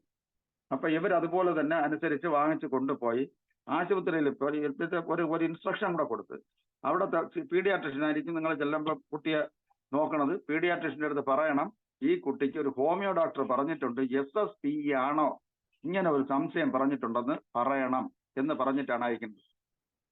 ഇതുപോലെ അവർ ചെന്നപ്പോൾ അവിടുത്തെ പീഡിയാട്രിഷ്യൻ ഹോമിയോ ഡോക്ടർ അത് പറഞ്ഞ ആ അസുഖമൊന്നുമല്ല ഈ കുട്ടിക്ക് എന്നുള്ള നിഗമനത്തിൽ പല പ്രാവശ്യം ഇവര് പാരസെറ്റമോൾ എല്ലാം കൊടുത്തിട്ടും കുട്ടിക്ക് ഫിറ്റ്സ് വന്നുകൊണ്ടിരുന്നു. 2-3 ദിവസം ഇവരെ മരുന്നും എല്ലാം നോക്കി. ഒരു ദിവസം 24 അവേഴ്സിലെ EEG നോക്കിയപ്പോഴേക്ക് പറഞ്ഞു നിങ്ങളെ ഹോമിയോ ഡോക്ടർ പറഞ്ഞ അസുഖം വരാനാണ് സാധ്യത എന്ന് പറഞ്ഞു. അപ്പോഴാണ് ഹോമിയോയുടെ വില അവന്മാർ മനസ്സിലാക്കുന്നത്. കാര്യം ഇവർക്ക് ഹോമിയോക്കാരന്മാരെല്ലാം വെറും മറ്റേ ഒട്ട് തേച്ച് മരുന്നും കൊടുത്ത് കിടക്കുന്നതല്ലേ, പഞ്ചാര ഗുളിക കൊടുക്കുന്ന പാർട്ടികളാണെന്നാണല്ലോ നമ്മളെ ധാരണ. അതൊന്ന് മാറ്റണമെന്നുള്ള യാതായിരുന്നാലും അവിടെ തന്നെ ഒരു വിജയം കിട്ടി. കാര്യം എന്ന് വെച്ചാൽ ആ കുട്ടി 24 അവേഴ്സ് EEG നോക്കിയപ്പോഴേക്ക് സംഭവം അസുഖം ഇത് തന്നെയാണ്. ഞാൻ എന്നിട്ട് അവരുടെ അടുത്ത് പറഞ്ഞ് അവര് എപ്പോഴും പറയും ഈ കുട്ടിയുടെ സെറിബ്രോ സ്പൈനൽ ഫ്ലൂയിഡ് എടുക്കണമെന്ന് പറഞ്ഞ് നിങ്ങളുടെ അടുത്ത് പറയണത് ആ സമയം ഈ ആശുപത്രിയിലെ പരിപാടി നിർത്തി നേരെ ചാക്കയിലോട്ട് വരിക. അതുപോലെ ചെയ്ത് ഇന്ന് കുട്ടിക്ക് 4-5 വയസ്സുണ്ട്, സുഖമായി LKG പോകണം, ഒരു വികലാംഗതയും ഇല്ല, യാതൊന്നും. അങ്ങനെ SSPE ഒരു അനുഭവം കിട്ടിയത് കൊണ്ട് രണ്ടാമത്തെ കുട്ടിയെങ്കിലും പരിപൂർണമായും രക്ഷപ്പെടുത്താനായിട്ട് സാധിച്ചു. ഒരു ഫിറ്റ്സോ ഒന്നുമില്ല, ഒരു ജെർക്കിംഗ് പോലും ഇല്ല. ആ ഒരു കണ്ടീഷനിൽ ഞാൻ കൊടുത്തിട്ടുള്ള മരുന്നെന്ന് പറയുന്നത് റെസ്റ്റ് ഹൗസ് 200. ഇവിടെ എൻ്റെ അടുത്ത് വന്നപ്പോഴത്തേക്ക് റെസ്റ്റ് ഹൗസ് 1 മിനിറ്റ് ഒരു 6 ഡോസ് വെച്ചൊരു 6 മാസം 20 ദിവസത്തെ വ്യത്യാസത്തിൽ ഒരു 6 മാസം കൊടുത്തിട്ടുണ്ട്. പിന്നെ കണ്ണിന് ഒരു ചെറിയ കോടൽ വന്നതുകൊണ്ട് കോസ്റ്റിക്കും കൂടെ കൊടുത്തിട്ടുണ്ട്. ഇപ്പൊ കണ്ണിനും കോടലില്ല, നല്ല സ്മാർട്ടായിട്ട് LKGയിലോ UKGയിലോ ഒക്കെ പഠിക്കുകയാണ്. അപ്പൊ SSPEക്ക് ഹോമിയോയില് നല്ല ചികിത്സ ഉണ്ടെന്നുള്ളതിന്റെ ഒരു ഉദാഹരണമാണ് ഈ പറഞ്ഞ. അപ്പൊ നമ്മളെ പുതിയ ഡോക്ടർമാർക്കെല്ലാം ഇവരെല്ലാം ഈ SSPE ഒക്കെ ഞങ്ങളൊന്നും SSPE എന്തെന്ന് പോലും അറിഞ്ഞിട്ടില്ല. ഇതെല്ലാം പിന്നെ റെഫർ ചെയ്ത് നോക്കിയതാണ്. നോക്കി ഒരു അനുഭവം കിട്ടി എന്ന് വെച്ചാൽ 3-4 ആശുപത്രി ചികിത്സിച്ചതിന്റെ ഇതെല്ലാം ഇരിക്കില്ല. അവരെ എന്തോന്നാണ് സംശയിച്ചെന്നുള്ള വെച്ച് നോക്കിയിട്ടാണ് ഞാനും ഈ പേര് നോക്കിയതല്ല. ഞാൻ ഈ പഠിച്ച കൂട്ടത്തിൽ ഇത് പഠിച്ചിട്ടില്ല. പക്ഷെ അങ്ങനെ ഒരു കുട്ടിയെ ഒരു കുഴപ്പമില്ലാതെ രക്ഷിച്ച ഒരു സന്തോഷവും. അപ്പൊ ഇതിൽ ഇനി ആർക്കെങ്കിലും സംശയം ഉണ്ടോ? കോസ്റ്റിക്കും വണ്ണം വേണോ കൊടുത്തത് സാറേ? വണ്ണം അല്ല, ആദ്യം 200 ആണ് കൊടുത്തത്. കൊച്ചുകുട്ടിയല്ലേ ഇത്. രണ്ടും ഒന്നിന് 4 വയസ്സ് തുടങ്ങി ഇപ്പൊ ഒരു 7 വയസ്സ് വരും. ഒന്ന് ഇപ്പം ഒരു 2 വയസ്സ് തുടങ്ങിയിട്ട് ഇപ്പൊ ഒരു ഇപ്പം LKG ഇപ്പൊ 4 വയസ്സിനകത്ത് വരും. അത് ഇവിടെ തിരുവനന്തപുരം കഴക്കൂട്ടത്ത് ടെക്നോ പാർക്കിനടുത്ത് താമസിക്കുന്ന അച്ഛനും അമ്മയും ഒക്കെ ആയിട്ട്. മറ്റേത് ഒരു ഇന്റീരിയർ ഡെക്കറേഷന്റെ ആ പാർട്ടിയാണ് ഇന്ന് നമ്മളെ കഴിഞ്ഞ പ്രഭാഷണത്തില് റെസ്പോണ്ട് ചെയ്തതിൽ ഒരാൾ. പിന്നെ കഴിഞ്ഞ പ്രഭാഷണത്തിൽ നമുക്ക് പ്രതികൂലമായ ഒരാൾ പറഞ്ഞിട്ടുണ്ട്, സിമിലിയ സിമിലിബസ് കുറണ്ട. അത് ഞാൻ പറയുന്ന ഒരൊറ്റ ഉത്തരം, സാമുവൽ ഹനുമാൻ കണ്ടുപിടിച്ച സമയത്ത് അന്ന് സൈക്കിൾ വണ്ടിയാ വല്ലതൊക്കെ ഉരുട്ടിക്കൊണ്ടും വല്ലതിലൊക്കെയാണ് നടന്ന 200-300 കൊല്ലത്തിന് മുമ്പ്. ഇപ്പൊ പോണത് മറ്റേ സൂപ്പർ സോണിക്കും അങ്ങനെയുള്ള ഇതിലൊക്കെയാണ്. അപ്പൊ നമ്മൾ ഇനിയും സിമിലിയ കുറണ്ടം പിടിച്ചോണ്ടിരുന്ന നടക്കില്ല. അപ്പം വരേണ്ടതായ വ്യത്യാസങ്ങൾ വരുത്തി ചികിത്സിക്കുക. അത് മാത്രമാണ് ഈ വയസ്സുകാലത്ത് എനിക്ക് പറയാനുള്ളത്. എനിക്ക് സംശയം ഉണ്ടായി ഈ പറഞ്ഞ അസുഖത്തിനെ പറ്റി. SSPക്ക് വളരെ അപൂർവമായിട്ട് കിട്ടുന്ന ഇതാണ്. പക്ഷെ ഇപ്പൊ ഒത്തിരി പേർക്കുണ്ട്. പക്ഷെ ആദ്യമേ ഈ നമ്മൾ ചികിത്സിക്കുമ്പോൾ ചിക്കൻ പോക്സ് വരുമ്പോഴത്തേക്ക് അതിനിങ്ങനെ ഒത്തിരി പൊട്ടൻഷ്യൽ ഒക്കെ കൂടിയ മരുന്ന് തന്നെയൊക്കെ കൊടുത്തൊക്കെ ഇരുന്നാൽ അത് വരില്ലെന്നാണ് എന്റെ ഒരു തോന്നൽ. സാറേ ഇത് രണ്ടും ചിക്കൻ ബോക്സ്, ആ സ്കിൻ ഇറപ്ഷൻ ചിക്കൻ ബോക്സ് തന്നെ ആയിരുന്നോ? അല്ല, മീസൽസിന്റെ ഇൻ ബിറ്റ്വീൻ ആണ്. അതുകൊണ്ടാണ് ഞാൻ പറഞ്ഞത്, ചിലപ്പോൾ ചിക്കൻ പോക്സ് ഉണ്ടാക്കുന്ന വൈറസിനും ഈ മീസിൽസ് ഉണ്ടാക്കുന്ന വൈറസിന് ഇൻ ബിറ്റ്വീൻ ഇടയ്ക്കുള്ള ഒരു വൈറസ് ഇങ്ങനെ മ്യൂട്ടേഷൻ സംഭവിച്ച് ഇങ്ങനെ വന്നുകൊണ്ടിരിക്കുകയാണല്ലേ. അപ്പൊ അങ്ങനെ വന്ന ഏതോ മ്യൂട്ടേറ്റഡ് സ്പീസീസ് ആയിരിക്കാൻ സാധ്യതയുണ്ട്. ലതാ മനോഹരൻ ഡോക്ടർക്ക് എന്താണ് ചോദിക്കാനുള്ളത്? നമസ്കാരം മറിയാമ്മ ഡോക്ടറെ. നമസ്കാരം സാറേ, നരേന്ദ്ര സാറേ. നമസ്കാരം. എനിക്ക് ചോദിക്കാനുള്ളത്, നമ്മളിപ്പോ ഞാൻ ക്ലാസ് കേട്ടപ്പോ എനിക്ക് തോന്നി ഇപ്പൊ മീസിൽസും അല്ല ചിക്കൻ പോക്സും അല്ലാത്തതിന്റെ രണ്ടിന്റെ ഇടയിലുള്ള ഒരു ഇതായിട്ടാണ്. ഇറപ്ഷൻ എനിക്ക് കാണിച്ചെന്ന് പറഞ്ഞാൽ വളരെ ചെറിയ മീസിൽസിന്റെ വലിയ ഇറപ്ഷനും ചിക്കൻ പോക്സിന്റെ വളരെ ചെറിയ ഇറപ്ഷനും ഒരു തന്നെ. മറ്റേ ചിക്കൻ പോക്സിന് കുറച്ച് ഇതായിട്ട് വരുമല്ലേ, വെസിക്കിൾസ് ആയിട്ട് വരുമല്ലേ. ഇത് അത്രയില്ല, വളരെ ചെറുതായിട്ട്. വളരെ മീസിൽസിന്റെ സ്വല്പം കൂടെ വലുത് എത്രയേ ഉള്ളൂ. നമുക്ക് മീസിൽസിന്റെ ഇങ്ങനെ റെഡ്നസ് കണ്ടറിയാം. ഇത് റെഡ്നസ് അല്ല, ഒരു ബ്ലിസ്റ്റർ ഫോർമേഷൻ ഉണ്ട്. സത്യം പറഞ്ഞാൽ രണ്ടാമത്തെ കുട്ടി ഇത് കണ്ടപ്പോ ഞാൻ തന്നെ വിഷമിച്ചു. കാര്യം ആ കുട്ടി നഷ്ടപ്പെട്ടു പോയല്ലോ എന്നുള്ള ഒരു കാര്യം. കൊറോണയുടെ സമയത്ത് വളരെ 4-8 പേര് വെച്ച് കല്യാണം നടത്തിയ ഒരു കുട്ടിയാണ്. അതുകൊണ്ട് അങ്ങനെ. ഡോക്ടറെ, അപ്പൊ എനിക്ക് ഒരു സംശയം കൂടെ ഉള്ളത്, ഇപ്പൊ മ്യൂട്ടേഷൻ സംഭവിച്ചതായിരിക്കാം എന്നുള്ള നമ്മുടെ ഒരു പ്രോബബിലിറ്റി ഉണ്ട് അതിനകത്ത്. അപ്പം അത് നമുക്ക് ഇതിനെ ഈ അസുഖം തന്നെയാണെന്ന് കൺഫേം ചെയ്യാനായിട്ട് ഇനി എന്തെങ്കിലും ടെസ്റ്റുകളോ വല്ല അവൈലബിലിറ്റി ഉണ്ടോ? ഉള്ളതെന്ന് പറയണത് ഒരു 24 hours EEG. അത് തന്നെയാണ് അതിന്റെ പ്രധാനത. വെച്ചാൽ ഉറക്കത്തിൽ വരെയും ഫിറ്റ്സ് വന്നുകൊണ്ടിരിക്കും. ഈ കുട്ടി ഉണർന്നിരിക്കുന്നതിലല്ല, ഫിറ്റ്സ് ഇങ്ങനെ കണ്ടിന്യൂസ് ഫിറ്റ്സ് ആണ്. ആ കുട്ടിയെ സത്യം പറഞ്ഞാൽ ഡോക്ടറെ, ഈ നമുക്ക് ആ കുട്ടിയെ കാണുമ്പോഴുണ്ടല്ലോ വളരെ പരിതാപകരമായ ഒരു അവസ്ഥയാണ്. ഇവിടെ വന്ന് എനിക്ക് തന്നെ പിന്നെ എന്റെ ഒരു സ്ഥിരം സന്ദർശനുണ്ട്. പുള്ളി സാറിന് ഞായറാഴ്ച വരില്ല. ഞായറാഴ്ച വന്നിട്ട് ഈ ദുരിതം കാണാൻ ഞാൻ ഞായറാഴ്ച പറഞ്ഞതെന്ന് വെച്ചാൽ മൂവ്മെന്റ് ഇല്ലാതെ ഒരു ശ്വാസോച്ഛ്വാസം മാത്രമുള്ള ഒരു ശരീരം, അത്രേ ഉള്ളൂ. വേറെ ഒരു പാൻഡർ റിഫ്ലക്സ് ഇല്ല, ഒരു റിഫ്ലക്സും ഇല്ല ആ കണക്കിന്. അപ്പൊ ഫിറ്റ്സ് ആണ് നമുക്ക് ഇത് കൺഫേം ചെയ്യാനായിട്ട് എടുക്കാവുന്ന ഒരു കാര്യം മെയിൻ ആയിട്ട്. ഫിറ്റ്സ് ആണ് അതിന്റെ പ്രധാനം. എന്ന് വെച്ചാൽ ഈ രോഗാണുക്കള് നമ്മളെ ശരീരത്തിൽ ഇതെല്ലാം ഉണ്ടായി കഴിഞ്ഞ് ഒരു 1-2 മാസം കഴിഞ്ഞിട്ടാണ്. എന്ന് വെച്ചാൽ ഞാൻ പറഞ്ഞില്ലേ, നമ്മളെ പേവിഷബാധയ്ക്ക് ഒരു 15 ദിവസത്തെ എത്ര ഇതുണ്ടല്ലോ ഇത് ബ്രെയിനിലെത്താനായിട്ട്. അതുപോലെ ഇതിന്റെ വൈറസ് വന്നു കഴിഞ്ഞാൽ ബ്രെയിനിലെത്താനായിട്ട് കുറെ താമസിക്കും. ഈ ബ്രെയിനിലെത്തുമ്പോഴാണ് ഇതിന് ഫിറ്റ്സ് വരണം. ബ്രെയിൻ വന്നിട്ട് സെർബ്രോസ്പൈനൽ ഫ്ലൂയിഡ് കംപ്ലീറ്റ് ഇതിന്റെ വൈറസ് കൊണ്ടങ്ങ് സാച്ചുറേറ്റഡ് ആവുന്ന സമയത്താണ് ഫിറ്റ്സിന്റെ ആരംഭം. ആ ഫിറ്റ്സ് ആണ് തിരിച്ചറിയണത്. ആദ്യം ഈ കുട്ടിയെ അമൃതയെ കൊണ്ടുവന്നിട്ട് അവർ അംഗീകരിച്ചില്ല. ഒരു ഹോമിയോ ഡോക്ടർ പറഞ്ഞ അസുഖം അല്ലെന്ന് പറഞ്ഞു. അപ്പോഴത്തേക്ക് ശരി അങ്ങനെ ആയിരിക്കും. 3 ദിവസം കഴിഞ്ഞ ഈ ഇതുണ്ടല്ലേ നമ്മളെ പിന്നെ സെർബ്രോസ്പൈനൽ ഫ്ലൂയിഡ് പരിശോധിക്കണമെന്ന് പറഞ്ഞപ്പോ ഞാൻ പറഞ്ഞിട്ടുണ്ട്, അത് പറയുമ്പോൾ നിങ്ങൾ മതിയാക്കി ഇങ്ങ് പോരാൻ പറഞ്ഞു. അപ്പൊ അതുപോലെ പറഞ്ഞു. സാറേ, പിന്നെ ടെമ്പറേച്ചറിന് എന്തെങ്കിലും ഒരു വേരിയേഷനോ? ടെമ്പറേച്ചർ നല്ലവണ്ണം ടെമ്പറേച്ചർ ഒരേ കണക്കിന് നിൽക്കും. എന്നിട്ട് അതങ്ങ് മാറും. നമ്മളെ മീസിൽസ്, യഥാർത്ഥ മീസിൽസ് അങ്ങ് കംപ്ലീറ്റ് റെക്കർ ചെയ്ത് വന്ന് കുട്ടി ഓടി കളിച്ചെല്ലാം വേണം. ഒരു സുപ്രഭാതത്തിലായിരിക്കും ഒരു ഫിറ്റ് പോലെ വന്നങ്ങ് വീഴുന്നത്. അതും ഫിറ്റ്സ് ആയിട്ടല്ല വീണ, കുട്ടി ഇതുവരെ പറയണ ജാതകം എഴുതാൻ കൊണ്ടുപോയ തീരുമാനിച്ച 4 വയസ്സ് തികയണതിന്റെ അന്ന് ജാതകം എഴുതണമെന്ന് പറഞ്ഞ്, കാര്യം ട്രഡീഷണലായിട്ട് ഈ ഇതിലൊക്കെ വിശ്വാസമുള്ള ഫാമിലിയാണ്. അപ്പൊ അവര് പിന്നെ ജാതകം എഴുതുന്ന ദിവസമൊക്കെ നോക്കിയാണ് ജാതകം എഴുതാൻ കൊണ്ടുപോകണം. കൊണ്ടുപോകാനായിട്ട് വന്ന ആ സമയത്താണ് ഇവര് വീണത്. അടുത്ത ഒരു കുട്ടിയെ പറ്റി ഒരു ചിന്തയില്ലെന്ന് പറഞ്ഞെങ്കിലും ഈ കഴിഞ്ഞ 2-3 ആഴ്ചയ്ക്ക് മുമ്പ് അങ്ങനെ ഒരു കൊണ്ടെന്ന് പറഞ്ഞൊരു സന്തോഷ വർത്തമാനമൊക്കെ പറഞ്ഞ് പിരിഞ്ഞതാണ്. അതിനുശേഷമാണ് എന്നെ വിളിച്ച് പറഞ്ഞ, ഡോക്ടറെ പേര് സിനിമ തന്നെ പോലെ ഇരിക്കണല്ലേ എന്ന് പറഞ്ഞ് കളിയാക്കി. കാര്യം പുള്ളി വരുമ്പോഴൊക്കെ നമ്മളെ കാണുന്ന അങ്ങനെയല്ലേ. Thank you doctor. ഇനി ഏതെങ്കിലും സംശയം ഉണ്ടെങ്കിൽ ചോദിക്കാം പിന്നെ. ശരിയായിട്ട് താങ്ക് യു. ചാറ്റ് ബോക്സിൽ ഒരു സംശയമുണ്ട്. ചാറ്റ് ബോക്സിൽ ഒരു സംശയമുണ്ട് സാറേ. ആദ്യത്തെ കേസിൽ ജെൽസീമിയത്തിന് ഏത് പൊട്ടൻസിയാണ് കൊടുത്തതെന്ന് ഒരു അത് സംശയം. 200 ആദ്യം ഞാൻ എല്ലാം തെറ്റ് അവസാനമാണ് പൊട്ടൻസി കൂട്ടുന്നത്. ഒരു എന്ന് വെച്ചാൽ കൊച്ചുകുട്ടിയല്ലേ, അതിന് പിന്നെ ആയിട്ട് വലിയ പൊട്ടൻസി കൊടുക്കണ്ടെന്നുള്ള ഒരു തീരുമാനത്തിലാണ് ആദ്യം റെസ്റ്റ് ഹൗസിൽ നിന്ന് 200 വാങ്ങിച്ചുകൊണ്ട് പോകാനാണ് പറഞ്ഞത്. ഇപ്പോഴും ആ കുട്ടിക്ക് എന്തെങ്കിലും അസുഖമായിട്ട് വരണ സമയത്ത് ഞാൻ പറഞ്ഞു 2-3 മരുന്ന് കൊടുത്തിട്ടുണ്ട്. റെസ്റ്റ് ഹൗസും ബ്രായോണി ആഴ്ച 3 വീട്ടിൽ വെച്ചേക്കാൻ പറഞ്ഞിട്ടുണ്ട്. ചെറിയൊരു പനി വരുമ്പോഴേ തുടങ്ങുക. എന്തെങ്കിലും കൂടുതലുണ്ടെങ്കിൽ ശാസ്താംകോട്ട നമ്മളെ ഗ്രൂപ്പിൽ തന്നെ ഉണ്ടെന്നാണ് ഒരു ഹരീന്ദ്രൻ നായർ. പുള്ളി ഞാൻ പറഞ്ഞു അവിടെ കൊണ്ടുപോയാൽ മതി എന്ന് പറഞ്ഞ് എന്തെങ്കിലും വേറെ അലോപ്പതി കൊടുക്കേ വേണ്ടത് തീർത്തും പറഞ്ഞു. സംശയങ്ങൾ കഴിഞ്ഞ അടുത്ത കേസിലേക്ക് പോവാം സാറേ. അടുത്ത കേസില് ഇനി ഒരു വെറ്ററിനറി ആയിക്കളെ എന്റെ ഐക്കോണിൽ ഒരു ആനയും ഞാനും കൂടെ നിൽക്കുന്നതാണ്. എന്റെ ഐക്കോൺ നോക്കണവർ കാണും, ആനയും ഞാനും കൂടെ നിൽക്കുന്നതാണ് പടം. ആന എന്റെ സ്വന്തം ആന അല്ല, അത് എന്റെ രോഗിയാണ്. ചേർത്തല ജനിച്ചു വളർന്നതും തൃശ്ശൂർ വളർന്നതും അവസാനം തിരുവനന്തപുരം നെയ്യാറ്റിൻകര വന്നതുമായ ഒരു ആനയാണ്. അപ്പൊ ആനയ്ക്ക് ഇവിടെ കൊണ്ടുവരുന്നതും ആനയ്ക്ക് അവിടെ വെച്ച് ജനിച്ചപ്പോൾ വന്ന സമയത്ത് അതിനൊരു വലിയ രസം ഉണ്ടായിരുന്നു. എന്ന് വെച്ചാൽ നമ്മളെ ഫസ്റ്റ് മൂവ്മെന്റ് അഗ്രവേഷൻ എന്ന് വെച്ചാൽ ആനയ്ക്ക് ഫസ്റ്റ് മൂവ്മെന്റ് അഗ്രവേഷൻ എന്ന് പറഞ്ഞാൽ പിന്നെ ആന എഴിക്കില്ല. എഴിക്കാൻ ഒക്കാത്ത ഒരു സ്റ്റേജിൽ ആന എത്രയോ നേരം ഒരു അരമണിക്കൂർ ഇങ്ങനെ ഞാഞ്ഞൊക്കെ നിന്നിട്ടാണ് എഴിക്കണം.